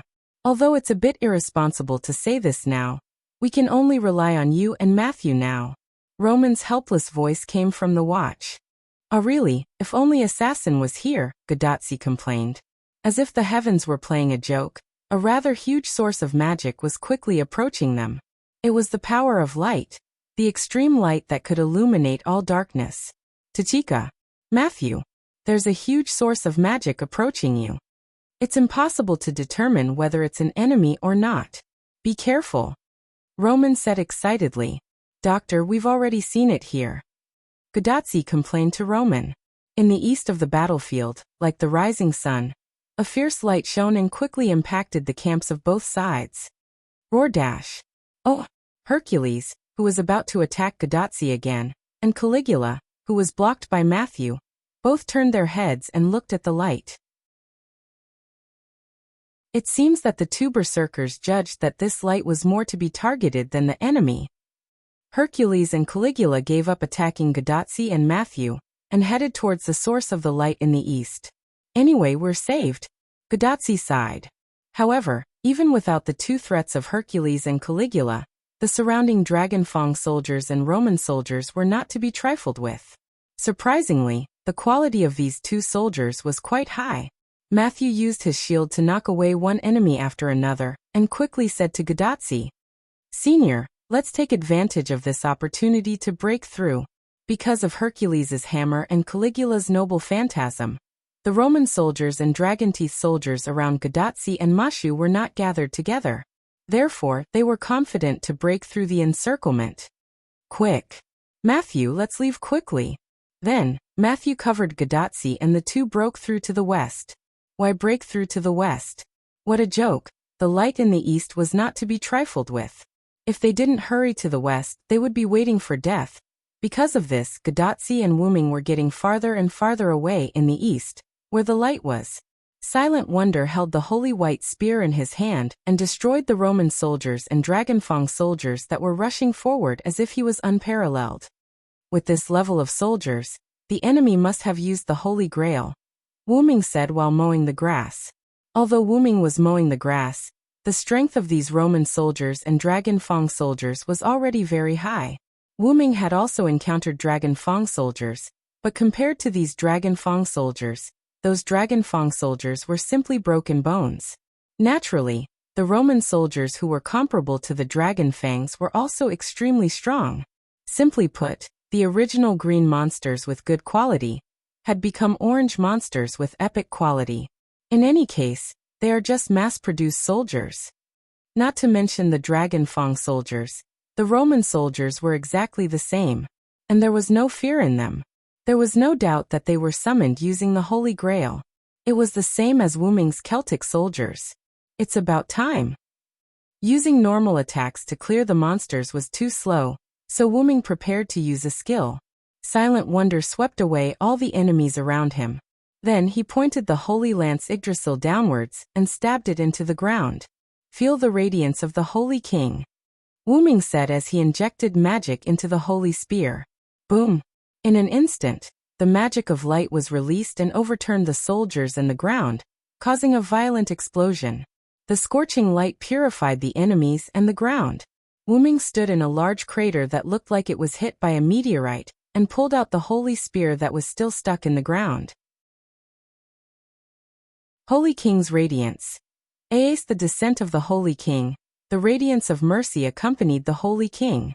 The effect could be said to be similar to the ghost seed demon's skill. It was a combination of natural demon, strange strength, charm, magic release, and so on. Wuming used the effect of the light, magic release. It had to be said that the effect was outstanding. Wuming's attack just now almost changed the terrain of the northeastern Mississippi plains, and the attacking Roman soldiers and Dragonfang soldiers were basically wiped out. Roar! Oh! Suddenly, two different roars were heard, and two figures appeared at the edge of the crater. Is that Hercules and the unknown berserker? Wuming knew Hercules because he had met him before.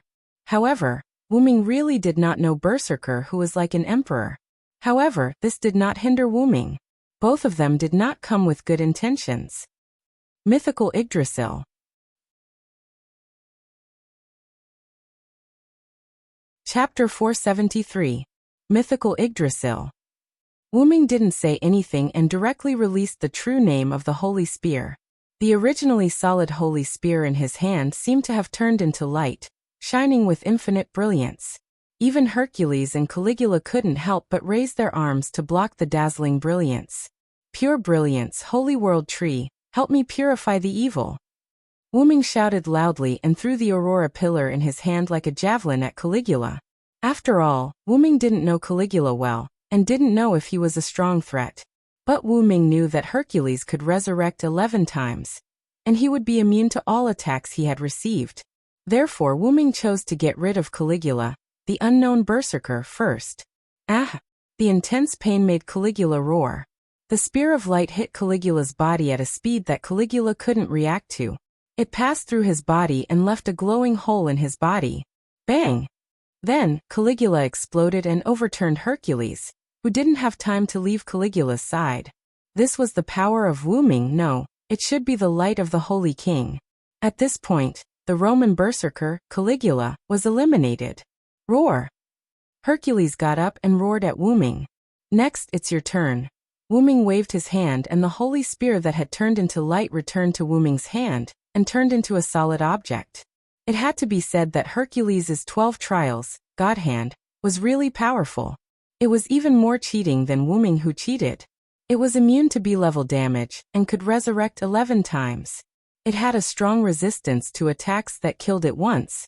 If the master's aptitude was high and had enough magic, the number of resurrections that were lost could be recovered. Even if Wuming was extremely powerful now, he couldn't be sure that he could kill Hercules and make him leave. But I don't need to kill you. I just need to defeat you, Wuming said as he rushed toward Hercules with his spear. Roar! Hercules saw the man in white armor running toward him and roared crazily. After all, Hercules was a demigod hero and could be said to be the most famous hero in Greece. Even if he was a berserker and had lost his mind, he had his own pride.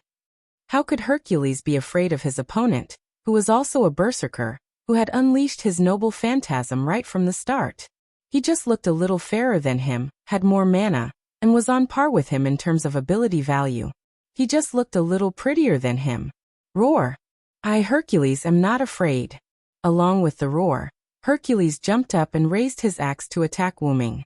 Even if Hercules had lost most of his mind, his body's instinct was still there. His instinct allowed Hercules to hit Wuming directly. Dong! There was a small hole in the pit that was originally a big one. The small hole was filled with smoke and dust. Whoosh! A white spear came out of the smoke and swept across.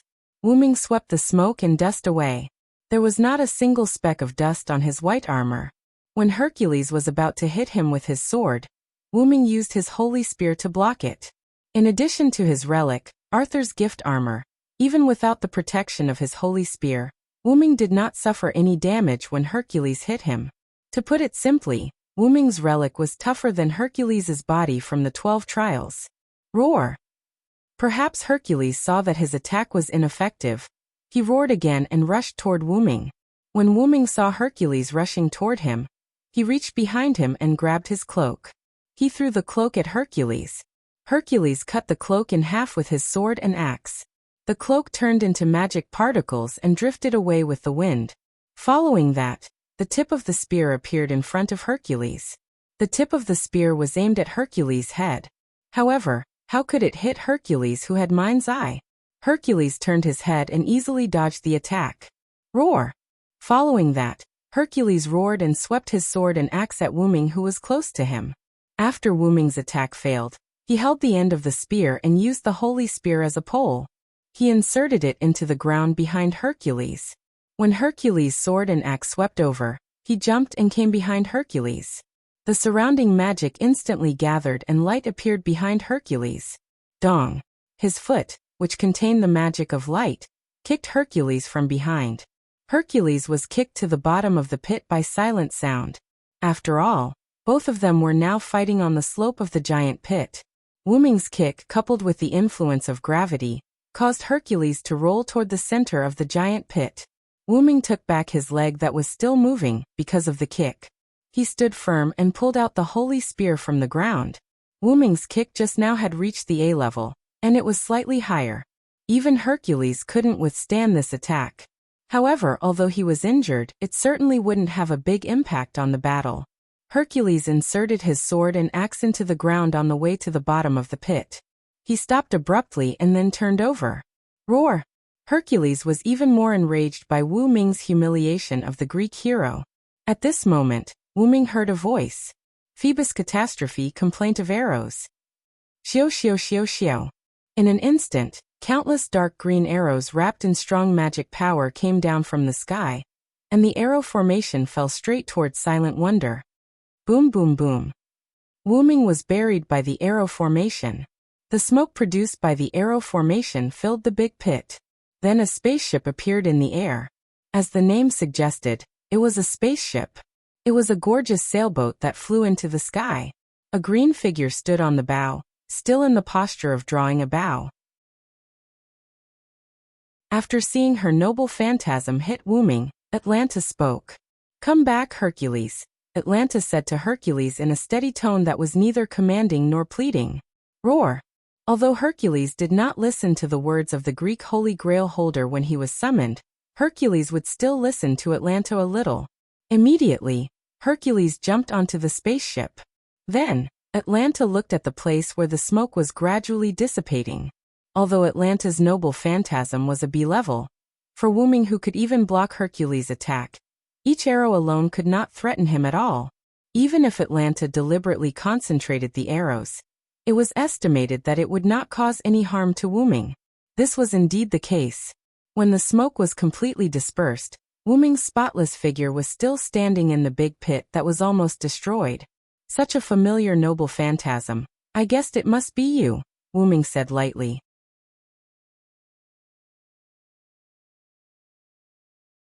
Chapter 474. Although Wyrm's voice was not loud, Atalanta, who had a particularly good hearing, still heard it. I don't know you, Celtic hero. Atalanta held the heavenly bow blessed by Artemis and aimed at Wyrm again.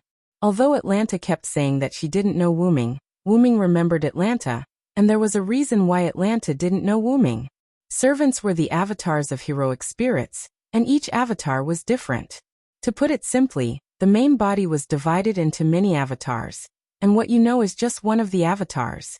Therefore, if you thought that you had met a servant in the Holy Grail War, you would be wrong to think that he or she knew you and befriended you when you saw him or her in other places.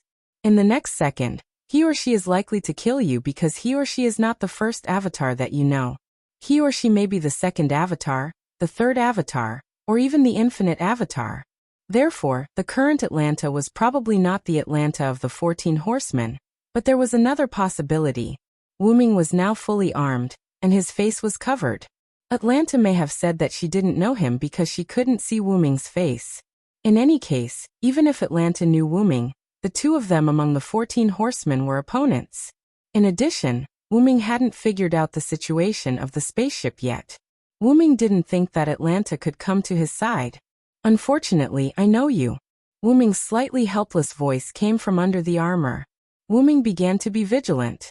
His fingers slid, and the defensive Lune rune appeared and attached to Wyrm's armor. Atalanta's strength was quite low, but the heavenly bow blessed by moon god Artemis, when the arrow was fully drawn, the damage had reached A class, which meant that it could hurt Hercules.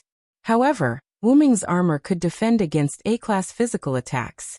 It stood to reason that Atlanta couldn't hurt Wu Ming. But in case there were other servants on the ship who were ready to attack Wu Ming, then the probability of Wu Ming capsizing would be high. At that moment, a disgusting voice came from the ship, as if that person was a scum. "What are you doing? Atlanta, why don't you shoot the arrow?" Although he couldn't see the person, Wu Ming could be sure that the owner of the voice was not a good person. From Atlanta's frowns face. "With all due respect, Ison, our original plan was to retreat after retrieving Hercules." Atlanta did not put down the heavenly bow, nor did she shoot an arrow at Silent Cry. Instead, she said without looking back, Hearing this name Atlanta of people who knew a little about Greek mythology should know the story of the Argo hero ship. It was an adventure ship that gathered many Greek heroes, including Hercules and Atlanta, to search for the Golden Fleece. However, many people might not know Is. But it was not wrong. In Greek mythology, Is was not very famous. It was because he was the captain and initiator of the Argo hero ship that Is had a little fame. He was arrogant and domineering, proud and naive, easy to be deceived. He successfully regained the throne by relying on the power of Demetrius, whom he had swindled. After marriage, he abandoned Demetrius. As a result, Demetrius took revenge on him. In the end, because of the curse of the goddess of beauty Aphrodite, he was killed by the heavy wood that fell from the Argo hero ship. In this way, this ship must be the Argo hero ship. Hercules, Atlanta, and Is on the ship were the best proof. "'Tis you, woman." Ison's angry voice rang out. Because the ship stopped above Wu Ming's head, Wu Ming could not see Is or anyone else on the ship. He could only see Atlanta standing on the side of the ship. Of course, even so, Wu Ming could not appreciate the scenery under Atlanta's skirt. After all, the angle was not quite right. Cough cough. Immediately afterward, Atlanta jumped back to the ship, and the Argo hero ship immediately moved and began to drive toward the location of the Great Lakes in the north. "Want to go? Ask for my gun first," Wu Ming said as he swung his gun, and was ready to release his noble phantasm again. The bottom of the Argo hero ship and Wu Ming's light gun. Which one was more powerful? Probably everyone knew that, and the servants on the Argo hero ship naturally understood this truth. As a result, countless magic circles appeared around the Argo hero ship in a composite form, and then, the magic circles began to gather energy. Judging by the concentration of magic, Wu Ming judged that the power of these magic circles was not small. Although it was not as powerful as a noble phantasm, it was enough to cause damage to Wu Ming. It seemed that the magician on the Argo hero ship had already begun to chant, otherwise, there would not be so many powerful magic circles appearing in an instant. And the target of these magic circles was naturally Wu Ming. In the blink of an eye, the mana in the magic array finished gathering and fired at Silent Wonder. Like a heavy downpour, countless mana pillars that could melt steel poured down from the sky. Boom. Damn, the explosion caused by the mana pillar deepened the crater even further. Then, a light gun flew out of the center of the explosion. Mythical Yggdrasil. Boom. The light gun directly hit the Argo hero ship, penetrating through the bottom of the ship and coming out from the deck, blasting a big hole in the bottom of the ship. The Argo hero ship started to smoke as if it had been shot. Then, Ison's panic screams came from the Argo hero ship. "Ah! My ship! Quick, quick! Quick, quick, quick! Demetrius, quickly use spatial magic!" Then the entire ship disappeared.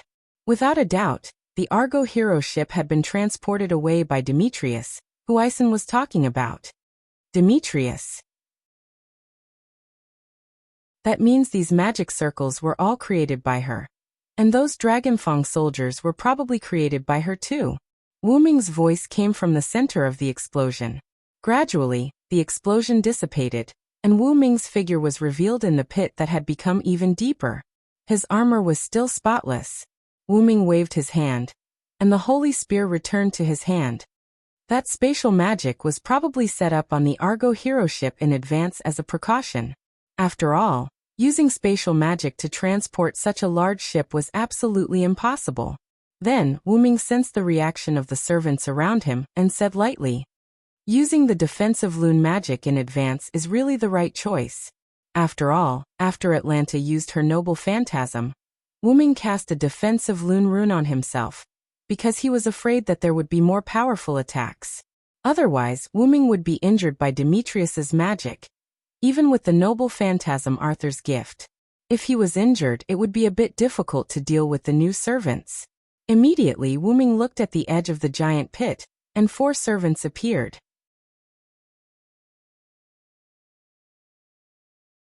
Chapter 475. What a spectacular scene! A fat man dressed in red and yellow said leisurely, just like an emperor. Caesar-sama, I just received a message from the god ancestor. Caligula has left the battlefield.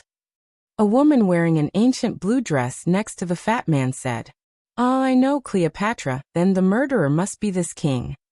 Caesar said, looking at Wuming.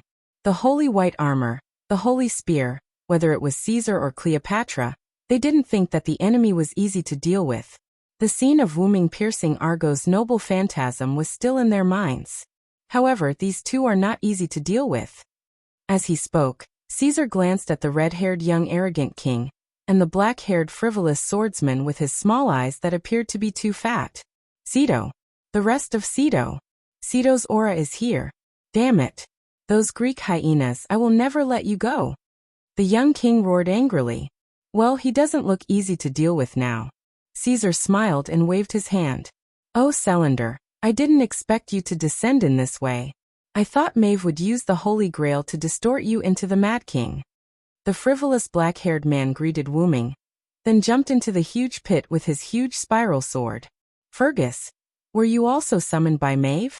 Wuming calmly looked at his old friend, who was killed by Gil in Winterwood City, not to mention that he still couldn't remember what happened in Fuyuki City. Moreover, the Celtic warriors weren't people that could be held on to by trivial matters. Let's not talk about this for now. The two over there are servants from Rome, and the one on the other side is the hero of India, Rama. Let's talk about the details later. Fergus said and retreated behind Wuming. Looking at the fresh wound on Fergus' chest, there was no doubt that Fergus was seriously injured. Don't look at how frivolous Fergus' words were. He was already at his limit. The wound extended from his left shoulder to his right abdomen. Although the bleeding had temporarily stopped, Fergus probably wouldn't be able to fight anymore. Then go back to Washington. You'll just be a burden if you stay here, Wuming said without looking back. Then I'll leave it to you. Fergus smiled and left while whistling. Wuming first looked at Caesar and Cleopatra before looking at the red-haired Rama. The name Rama reminded Wuming of the last king of the God-slayers, who was also Rama. The two of them were the Rama of their respective worlds, but they would not have any connection. You're a Celtic too, right? In that case, you are also responsible for what happened to Ceto. Bear it properly for me. Rama shouted furiously as he raised the undying blade in his hand. Brahmastra, indestructible Rakshasa. After activating his noble phantasm, Rama threw the undying blade at Wuming. Among them, the lightning and flame on the undying blade made Wuming nervous. According to the type, Rama's indestructible Rakshasa, was a magic noble phantasm, but that didn't mean that magic noble phantasm couldn't attack non-magic. And in terms of level, Rama's indestructible Rakshasa, indestructible Rakshasa, indestructible Rakshasa, indestructible Rakshasa, indestructible Rakshasa, indestructible Rakshasa, indestructible Rakshasa, was an A+ noble phantasm. This made Wuming curse in his heart. What the F***ck? Even if Wuming had the noble phantasm Arthur's gift and the Lune defense rune, Wuming wouldn't dare to take that attack head-on. What if I hang up? Wuming didn't have any powerful defensive noble phantasm or defensive ability, so Wuming used the skill Holy King's Glory. Wuming crazily squeezed the magical power in his body. In an instant, endless light shone from Wuming's body. Even Caesar and Crowbart, who were servants, couldn't bear the light and directly raised their arms. And Rama was the same. Of course, Wuming didn't intend to use this skill to resist, but to use magical power to release it. The legend of the Holy King, Holy King. Rama raised the Holy Lance, and with the magical power provided by Wuming that was equivalent to 3 noble phantasms, the Holy Lance turned into a huge light cannon. Then Wuming threw it heavily. Boom. Rumble. When the indestructible blade came into contact with the light cannon, there was silence at first. Then, there was an explosion. The aftermath of the explosion was comparable to that of a nuclear bomb. Caesar, Cleopatra, and Rama were blown away. Even Fergus, who had just walked a short distance away, was affected. However, even though Fergus had walked a long distance away from the big pit, he was still affected by the explosion. It was enough to see the power of Wuming's noble phantasm. Fergus inserted the neon sword deep into the ground, and held the hilt with difficulty to prevent it from being blown away. After about 10 seconds, the storm stopped. Well, Selander is too reckless. Even if he has a lot of magical power, he can't do whatever he wants. Although he complained, Fergus had a smile on his face. After all, the Celtics were considered a fighting race. Fergus looked at the area behind him. As if it was swallowed by the explosion, the whole big pit could no longer be seen because it was all white. Well, I'm injured, I'll let him do it himself. After that, Fergus carried his spiral sword and walked toward Washington. After a long time, the white substance dissipated, and a barren plain was revealed under the sky. Why was it a plain? Because the explosion directly dug out a piece of the area. In short, it was actually a flat basin. That was the trump card of a servant, the power of a noble phantasm, which was powerful enough to change the terrain. Of course, to be able to turn the surrounding hundreds of hectares of plain into a basin was not something that could be done casually by a servant. At least, Fergus could not do it. At most, he could only scorch the land in front of him that was tens of thousands of meters long and thousands of meters wide. At that moment, a white hand suddenly stretched out from the ground of the basin. Taking a closer look, it was not a white hand. It was obviously a white gauntlet with a white gauntlet. Wuming climbed out of the ground. The white armor was slightly dim at the moment. Wuming supported his body with the holy lance and looked around. This holy king's body is a bit scary. I just used 3 times more mana to supply the noble phantasm, plus a super strong mana release, and the explosion was so amazing. Well, ordinary servants would be drained of their mana in an instant if they did that. Only Wuming, who had a special ability, dared to do that. Mana amplification. EX, the perfect attribute of the root dragon. No matter what class, the root dragon's mana was almost unlimited, and it was not affected by the class. Because of his almost limitless magic, coupled with his cheat code, and Maeve's use of the Holy Grail, Silent Cry has really become able to do whatever he wants. Rama, Caesar, and the others, I'm afraid they would have been blown away. Because Wuming was in the center of the big pit, Wuming was buried underground. Rama and the others, who were at the edge of the big pit, were unlikely to be buried underground. It was very likely that they would have been blown away. Forget it. Let's leave it at that for the time being. The information collection is almost done. After that, Wuming also began to move toward Washington. Good heavens, so the reason for this nuclear flattening was to gather intelligence.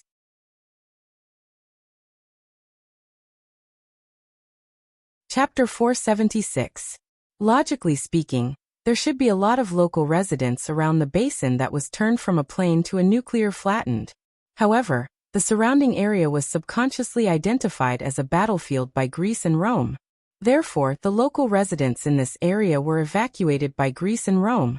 Both Greece and Rome set up capital cities in their respective territories, and gathered the people, as if they were establishing a country. The people, on the other hand, chose a side to join in order to protect themselves. It's really beyond my expectations. I thought they wouldn't care about the life and death of the local residents. Wuming sat in the president's seat and casually flipped through the information collected by Maeve after Wuming left. At this moment, Wuming's originally battered armor was restored to its holy state. There was no doubt that Maeve directly used a command spell to restore Wuming to his full state. This is not surprising. After all, both sides have similar leaders. Maeve stood behind Wuming and said with a smile while hugging Wuming's neck. Rome's words were still understandable. After all, it was Caligula and Caesar. It was normal for them to build a city. On the other hand, Greece was more than happy to play the king's game. After all, Greece had Jason. That guy used women for revenge. If you used them, then so be it. After becoming a king, marry her and live an honest life, but in the end you abandoned her. Although both sides had leaders, neither Wuming nor Maeve would agree with such a man. There are also residents in our territory, right? Wuming continued to look at the information, and said to Maeve without looking back. That's right, because Sai became the Holy King, the original plan to kill everything was cancelled. Maeve said calmly. She didn't find it strange that she said to kill everything. After Maeve occupied Washington, or rather, after occupying half of the United States, before she could do anything to the local residents, the other Holy Grail forces came and divided the United States, which was originally divided into 5 parts. Maeve then retreated to Washington. After that, Maeve decided to establish her capital in Washington. She was no longer in the mood to kill. A few days later, Maeve summoned Wuming.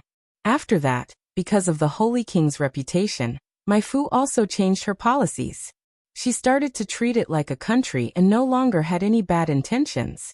Only the Holy Grail faction that occupied the Rocky Mountains had no intention of building a city there.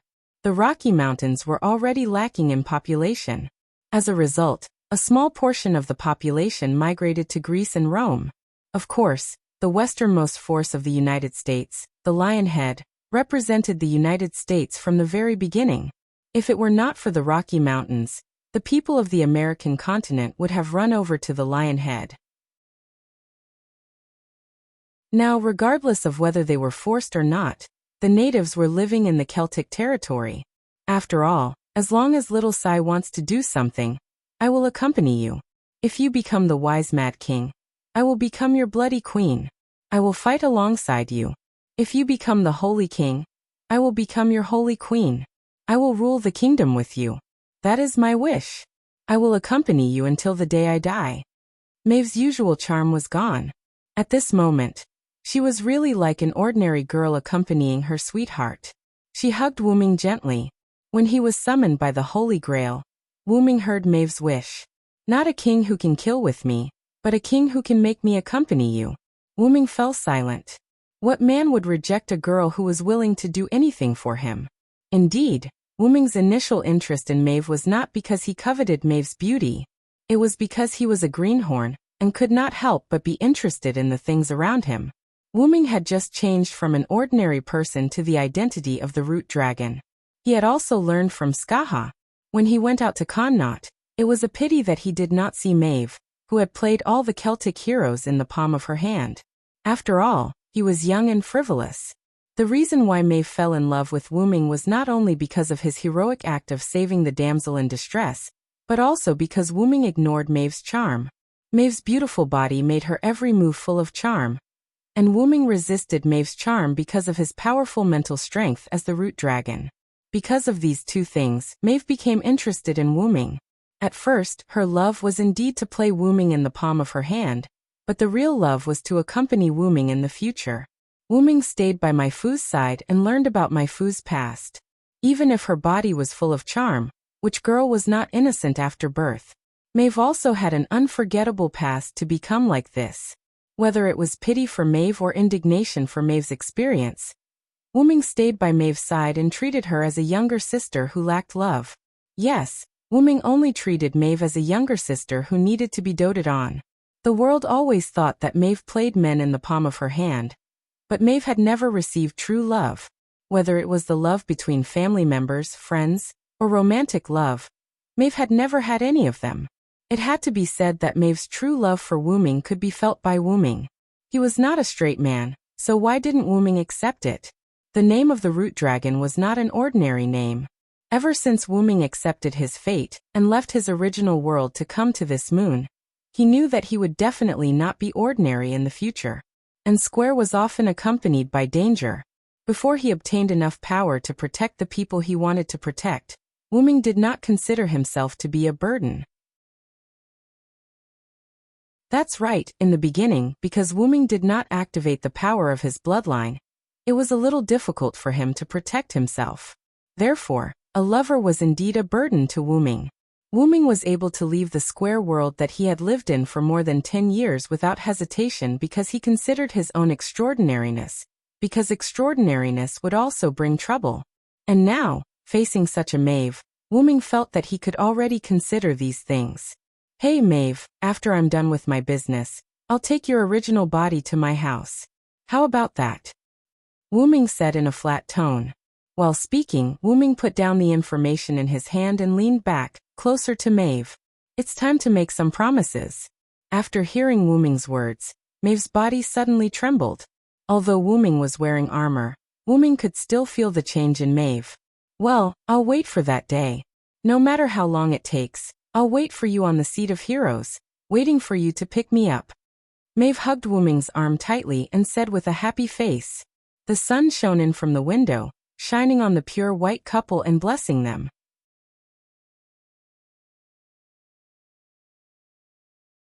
Chapter 477. Although it was heartwarming, Wyrm did not want to reveal his innocence here.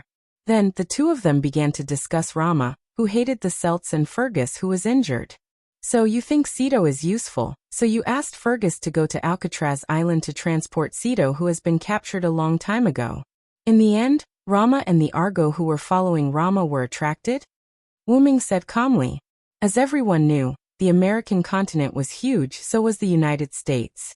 Therefore, the territories were not as strictly divided as Wyrm had seen from the map. For example, the mountainous plains between the Rocky Mountains and the Great Lakes were unoccupied. The Celts were in the easternmost area, while the Greeks and Romans were in the western plains not far from the Appalachian Mountains. The Holy Grail forces in the Rocky Mountains did not make any moves at all. As for the Lionhead forces, they were temporarily resting in the westernmost area, as they could not defeat the other forces. The Missouri River flowed through that area and the terrain was not too high. The Green Holy Grail forces were mainly in the southern part of the Rocky Mountains. Therefore, that area was the largest unoccupied land. Many of the native residents had formed a rebel army. It was said that they were led by a single follower. That was why they could be active in this continent.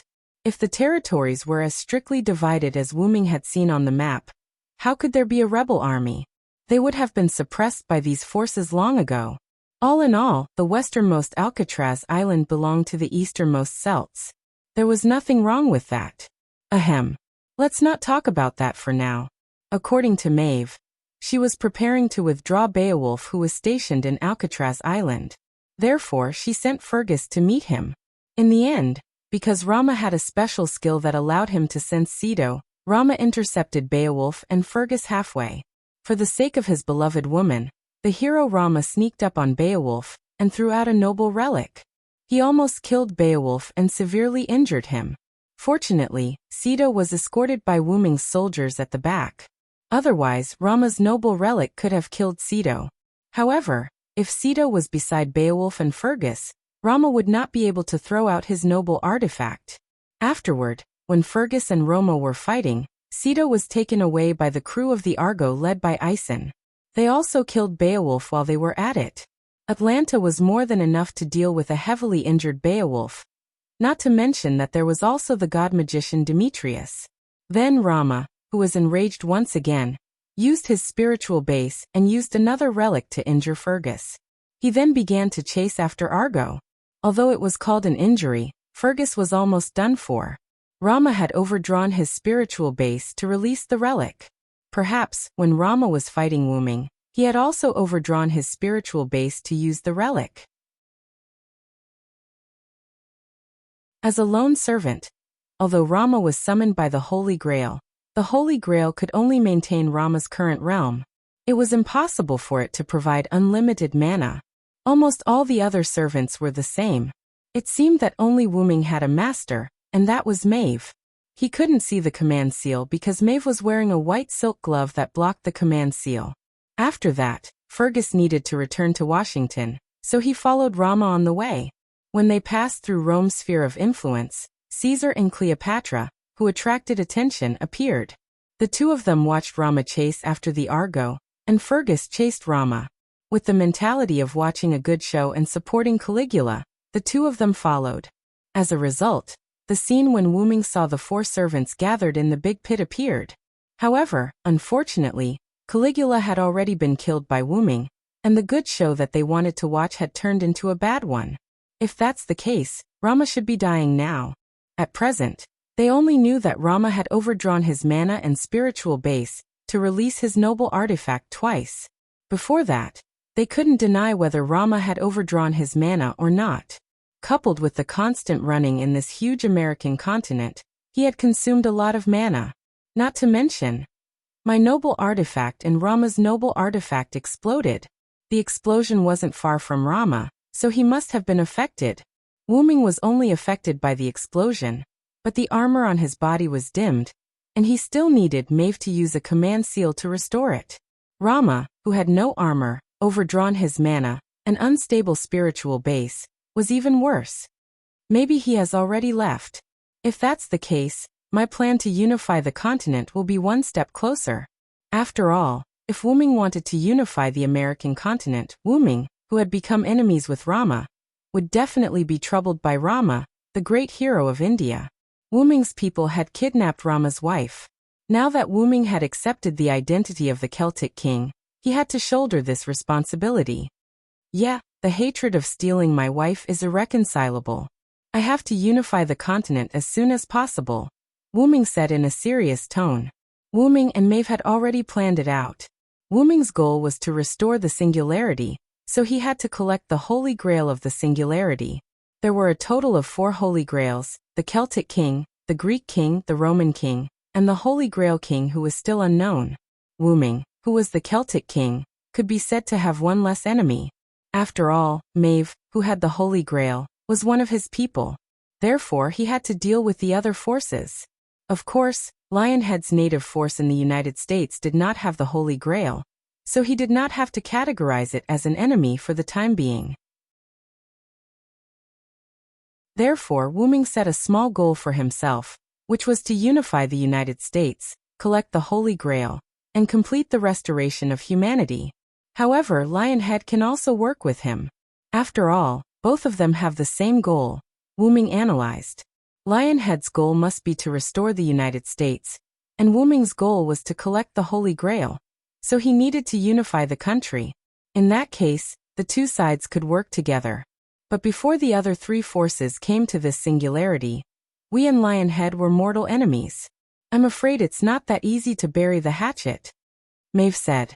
That's right, mortal enemies would not easily unite just because of an additional enemy. It was not that easy. That's true, Wuming said in a deep voice. Then Wuming thought of Gadotsi. I don't know if Tachika and the others came to this singularity.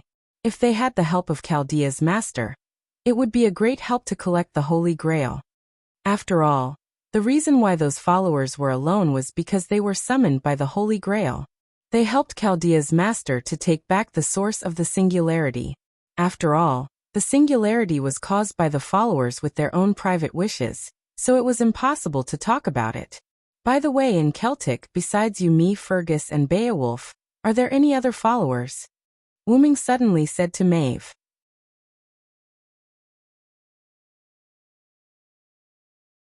Chapter 478. The reason why Wuming asked this question was because Wuming had never seen other Celtic servants. If he didn't meet Fergus, he wouldn't know that Fergus was on his side. There are 3 more, but one of them is not from Celtic but from India, and he has a little relationship with Romo. Maeve pretended to be mysterious and said to Wuming with a playful smile, If there is a chance, introduce them to me. Wuming chuckled and said lightly. Wuming's meaning was obvious, he was going out again. Are you going out again? Really, can't you spend more time with me? Maeve said coquettishly. Her body began to produce charm again. Maeve naturally knew that charm was ineffective on Wuming, but it was her body's natural ability, and it was released involuntarily. Then Wuming touched Maeve's head with his hand that was wearing white protective gear. Although I have become a king, after all, I have no interest in it, so I will leave it to you, my queen. After touching Maeve's head, Wuming asked some information about his servants and Lionhead's information, and left the room. My king, I will help you take care of our country. Maeve, who had once again turned into an infatuated woman, was left alone in the room. Wuming was ready to go to the United States, which was the westernmost part of the American continent. Now that he couldn't find Gadotsi for the time being, Wuming was ready to go to the countries that could be united. He just wanted to meet the old friend that he heard from Maeve. I just don't know if he remembers me, Wuming said casually. When he walked to the corner, Wuming met two people. Well, the person in front of Wuming was obviously a master and servant, and the two showed a very obvious superior and subordinate relationship. The former was a handsome man with long blonde hair, and the latter was a young man with short black hair and a mole. What a coincidence to meet the Holy King. The blonde man's tone was not too respectful, but also not arrogant, as if he was in front of a person who deserved a little respect. I am Finn McCool, this is my subordinate, the blonde man introduced to Wuming. Nice to meet you, Your Highness Holy King, I am Dilmund Odina, the black-haired man behind Finn said respectfully to Wuming. It seemed that Finn and Dilmund were two of the three remaining servants of the Celtic side. After all, Maeve had said that one of them was from India, but the two in front of Wuming were from Ireland. You don't have to be so courteous to me. If I remember correctly, you guys are from the Fjordna Knights. Speaking of which, you guys have some history with Fergus. Wuming nodded knowingly. Finn smiled calmly when he heard that. The necessary etiquette is still necessary. You are the Connaught Silver Dragon Celander who defeated Fergus. Even Cuchulainn didn't beat you. Naturally, you need to be respectful to a hero. Dilmund shook his head with a smile. Wuming had some recollection of what Dilmund said. When Connaught and Ulster went to war, Fergus ran over to serve Maeve. Because he couldn't stand Fergus's lecherous eyes, Wuming chased him away. At that time, Maeve even laughed at Wuming, saying something like, "Since you are jealous, then just accept me." Ahem.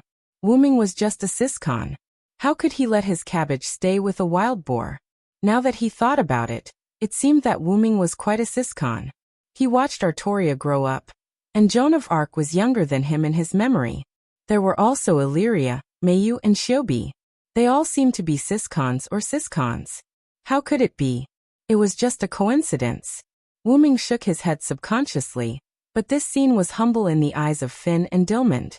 You don't have to be humble. Your achievements on the battlefield between Greece and Rome are still vivid in our minds. At that time, Finn and Dilmund were not in Washington. The two of them were outside roping in stragglers.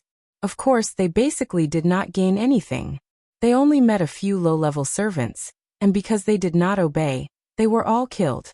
Again, the American continent was very big. At that time, the two of them did not meet Fergus or Wuming. Then, near the battlefield, they saw the nuclear explosion caused by Wuming's noble phantasm. Wuming did not say anything more, and then asked the two of them, "You two, are you going to ask Maeve for instructions now? You don't have to do anything, just defend our camp steadily." Immediately, Wuming gave instructions. The situation was not completely clear, and the third party of the Holy Grail force was not clear either. Doing nothing was the best way at the moment. Although Wuming said so, Finn was still a little hesitant. Maeve did give orders after Wuming arrived, and Wuming's words were the final word. However, no matter what, Wuming had only been here for less than 2 days. It was the same principle as the Empress Dowager and the Emperor. Just listen to Xiao Sai. At that moment, Maeve's voice came from behind Wuming.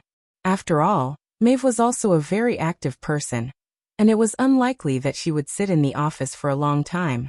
In addition, Wuming, Finn, and Dilmund had been arguing for a long time, so it was normal for Maeve to catch up. "Didn't I say that Xiao Sai's words are the highest order? You may leave," Maeve said casually to Finn and Dilmund. "Understood. Let's go, Dilmund." Finn nodded and waved at Dilmund. "Yes." Dilmund responded and followed Finn out of the place.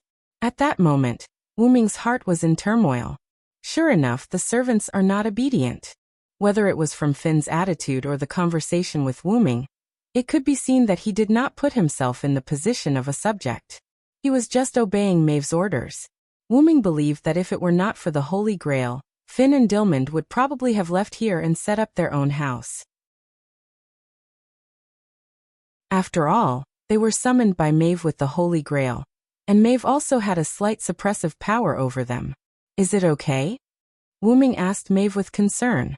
Maeve naturally knew what Wuming was talking about. At least they are very obedient. After all, heroes are always eccentric guys. However, if Xiaosai hates them, just get rid of them. Holding Wuming's hand, Maeve said charmingly, "That's not necessary. It's better than nothing." Wuming shook his head. Then Wuming felt that something was wrong. Why do I feel like I've become a big boss? Sai. Listen to Xiaosai.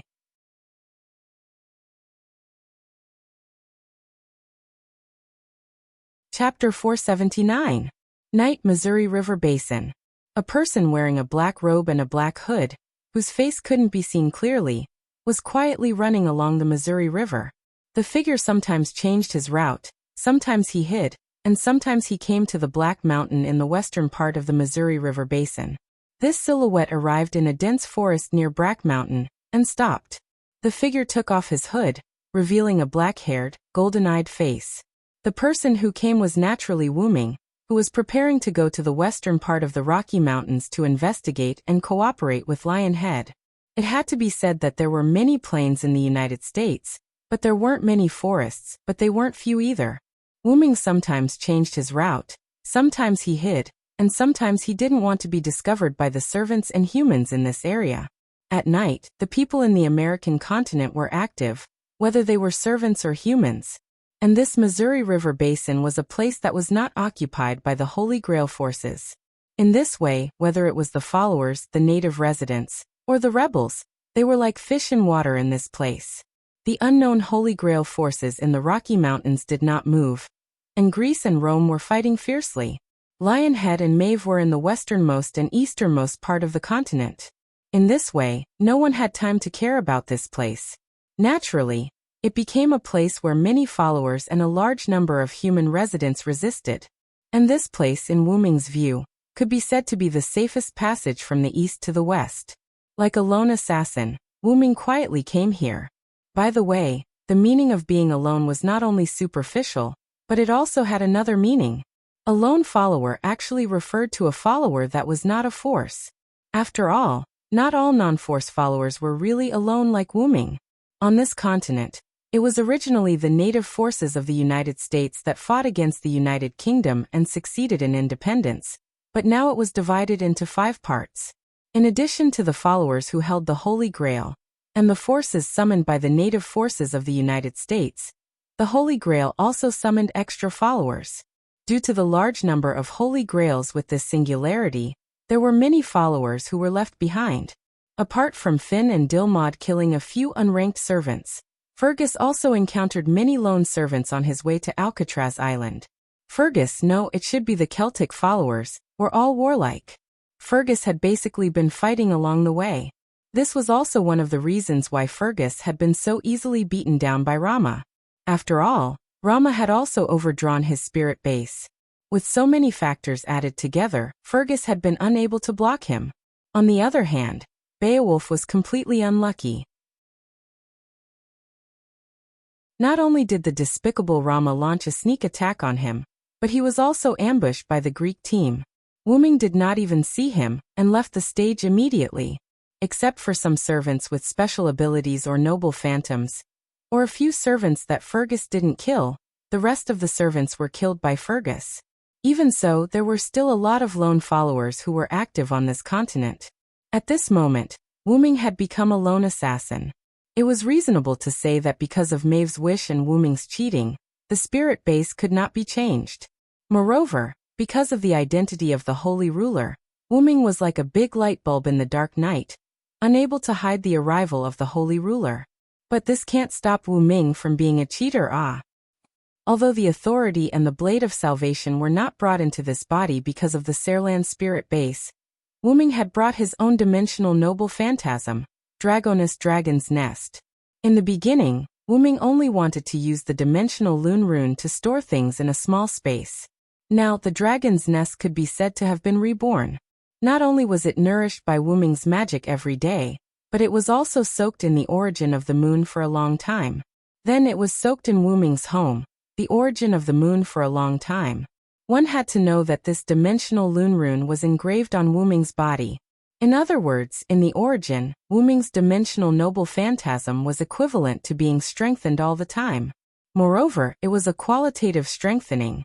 Now the space inside the dragon's nest had become almost infinite. It was not an exaggeration to say that it was a small world. Although it was still used by Wuming to store things, however, it was just as well.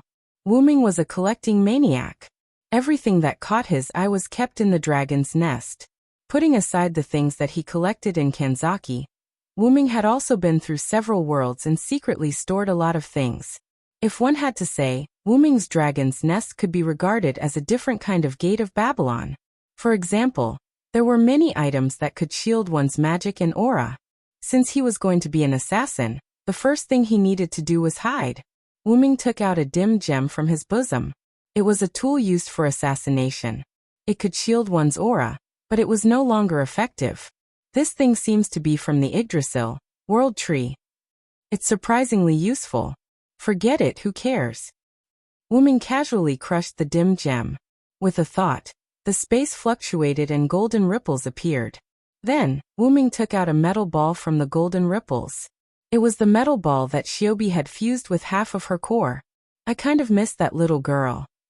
Wuming was naturally referring to his younger sister Shiobi. In Wuming's opinion, Shiobi, who had just obtained human emotions, was like a child. Although her brain was more genius than a genius, Shiobi was a parsing machine after all. Then, Wuming pressed the metal ball against his body, without hesitation. In an instant, the metal ball seemed to have turned into liquid and integrated into Wuming's clothes. At that moment, Wuming had already taken off his armor, and put on the clothes from the other world with the divine soul seed. This was the first time Wuming had taken off his armor in this singularity. He was inexplicably excited. Cough cough. Is this the formation of an inner armor? Wuming could clearly feel that there was a layer of metal armor covering his assassin-style clothes. However, it was not completely covered. Wuming could feel it. Now that I think about it, the Kikai race is really a cheating race. In various senses, as he said that, a metal mask appeared on Wuming's face. Only the area where the eyes were was left with a rectangular gap with a rectangular black lens. Then, several particularly strange small magic circles unfolded around Wuming, setting off a small gust of wind. In an instant, the wind stopped, and the magic circles disappeared. That's it?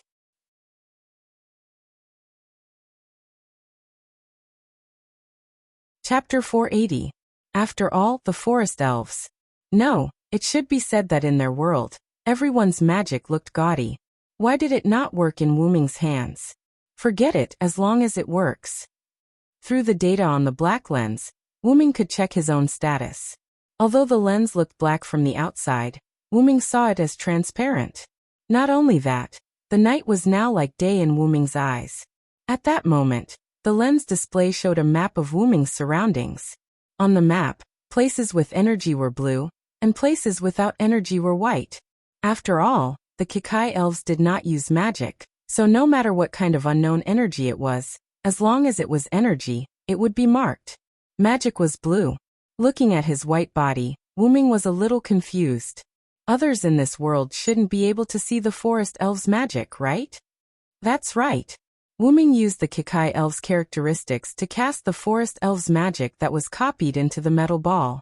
Giliel had gotten Wuming many books about forest elves' magic. Wuming did not ask where they came from, and stored those magic in the core in the root, because there was no need to learn it anymore, just like Wuming's nameless spellbook. Although Wuming used to flip through it often, he realized that it was faster to use the spellbook automatically than to cast it himself, so Wuming gave up. Ahem, back to the main topic. Although it was reasonable to say that the Kikai elves could only copy an attack that had been seen or damaged once, when he was in the root, Wuming had slightly modified the core, making the core sublimate from its original foundation. In short, it would not have any bad effects on Shiobi. So, am I back to my old profession? Although Wuming was not strong when he was an assassin, Wuming quite liked it. After moving his body, Wuming felt incomparably comfortable. After all, it was still comfortable in the state where his aura was blocked. No matter how sneaky he was, it was as if he was in the open. At this moment, Wuming discovered that there were energy bodies approaching from the surroundings. Servant? He doesn't look like a passerby. With that thought in mind, Wuming activated the camouflage function and disappeared. Just as Wuming hid himself, A man with dark brown skin, half-naked upper body, and a small knife in his hand arrived. After vigilantly observing the surrounding situation and inspecting the place, the man quickly left. Servants that were attracted by the whirlwind just now. Wuming revealed himself and muttered to himself. Wuming could tell that the other party was a servant by the speed of a Class B when he left. What's more, the other party's body was also filled with a lot of magical power. Wuming could see clearly through the lens that the magic power in the other party's body was slightly dark blue. At the very least, the other party's magic attribute should be at Class B. It's rare that he is a caster.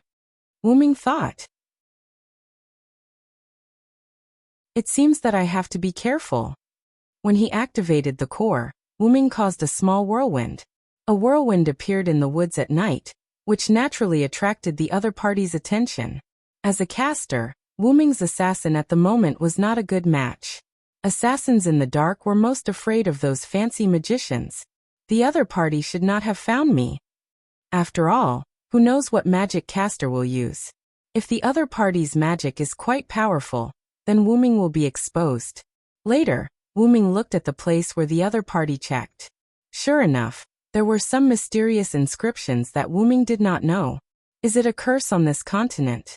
Wuming pondered and activated the scanning device in the core of Jikai seed. Immediately, the result appeared on the lens in front of Wuming's eyes. Sure enough, that guy turned out to be a caster magician. Looking at him sneakily holding a knife, anyone who saw him would think that he was an assassin. If it weren't for the scanning information provided by the lens, Wuming wouldn't have seen that there was a lot of magical power in the other party's body. If the servants were close to each other, they could perceive each other, but they couldn't perceive how much magical power the other party had unless the other party continued to release magical power. Just like Wuming's skill Holy King's Glory, Wuming used magical power to release magical power. In the eyes of others, it was an incomparably huge source of magical power. Often, the existence of powerful magical power was not something to be trifled with. To put it simply, it was like tigers and lions roaring in nature to tell others that they were not to be trifled with. According to the scanning results, these inscriptions played a role in detection. As long as someone passed by this place, it would be triggered. Fortunately, although Wuming was present, the shielding magic of the forest elves had been working. I don't care, destroying these inscriptions will arouse the other party's suspicion.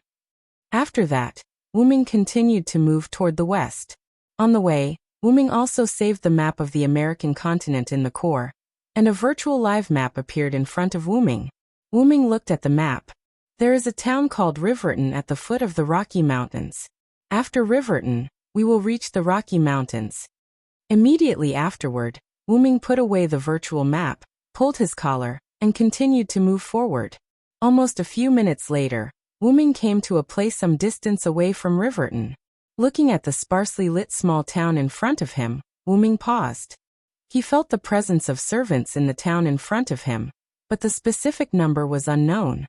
Immediately afterward, he activated the scanning function of the armor again. Sure enough, Wuming found a clue. Anti-detection and defense magic. Wuming found through the scan that there was a lot of magic around the town, and it looked like a Greek-style magic. After all, Wuming had a lot of dealings with Greek servants, so he could still see it. However, the anti-detection magic doesn't work on the scanning of the Kikai. Immediately afterward, Wuming activated the long-range scan to detect the number of servants on the opposite side. Although the Kikai was called a magical creature, they were more like high-tech machines. Wuming's scan was completely like an infrared scanner. Because the other party didn't set up a visual obstruction magic, Wuming's scan was easily successful. Just like Assassin, Jack the Ripper's information erased, it didn't work on the camera. So long live science greater than over equal to. Later through the scan, Wuming learned the number of servants in that town. Wuming, who knew the result, was really shocked if Jikai's scan was not wrong. There are more than 10 servants. Wuming was a little surprised. Through the lens, Wuming knew that there were more than 10 servants, which really shocked Wuming. What are these servants doing here? What's the big plan? Wuming's heart was filled with doubts. At that moment, an invisible arrow shot at Wuming.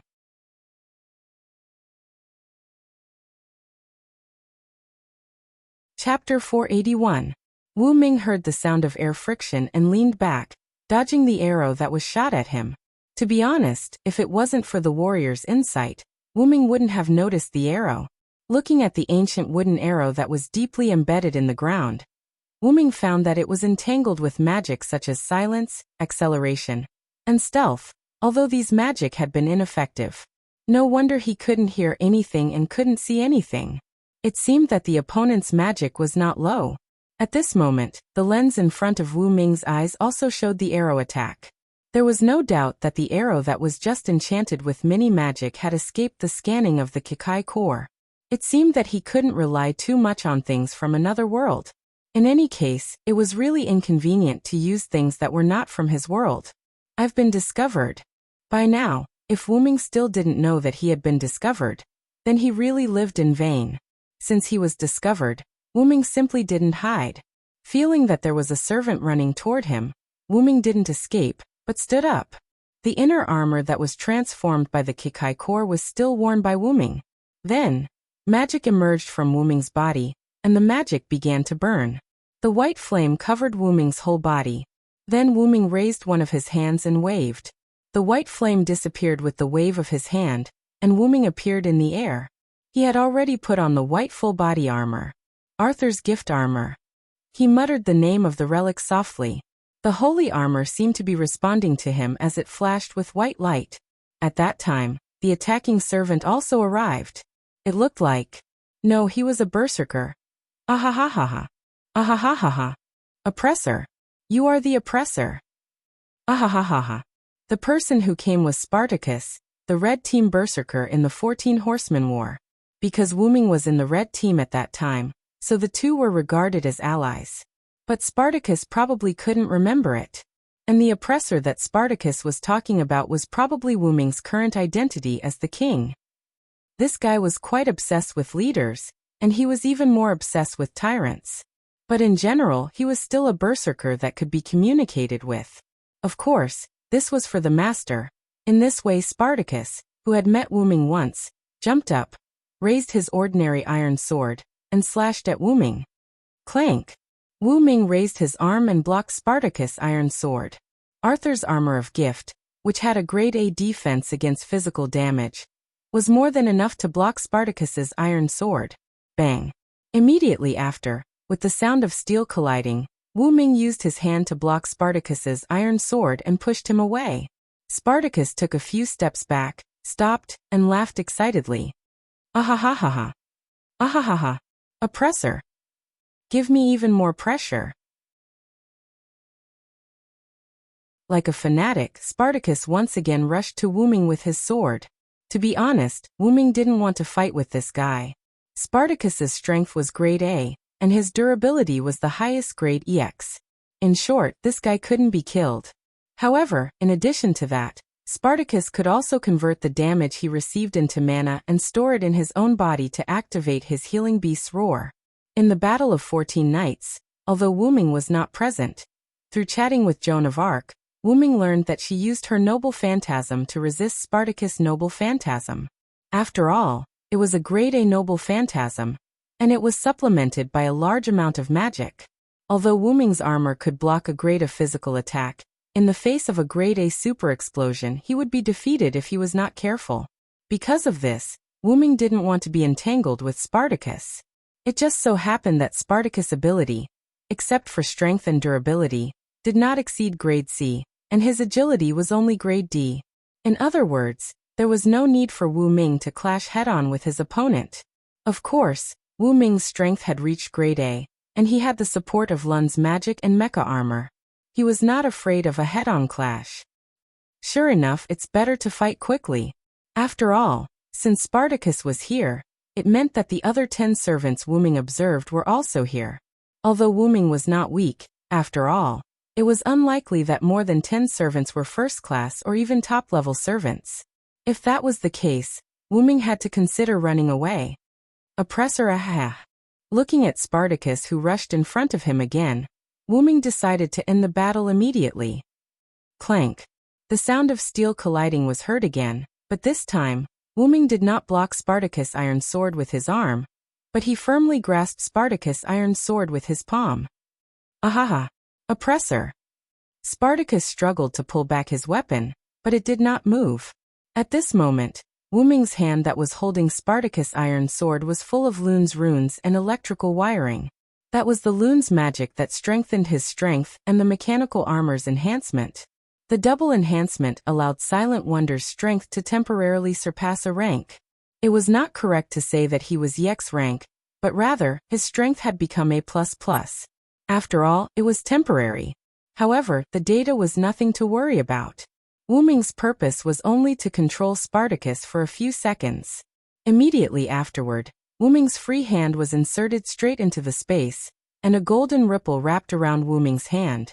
Then, Wuming's hand was pulled out of the golden ripple, and a silver-white chain was pulled out by Wuming from the golden ripple.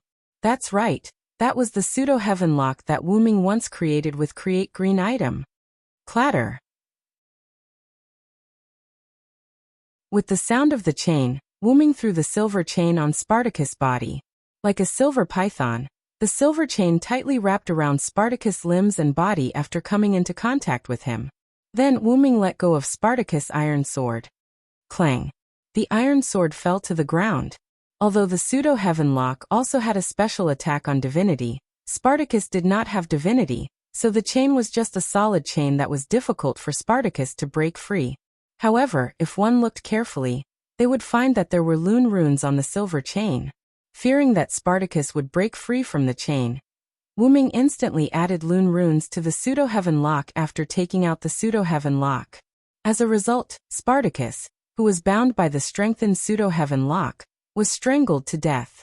Of course, Spartacus, who could not use his strength, naturally let go of the iron sword and let it fall to the ground. Immediately afterward, Wuming reached into the golden ripple and took out 2 chains.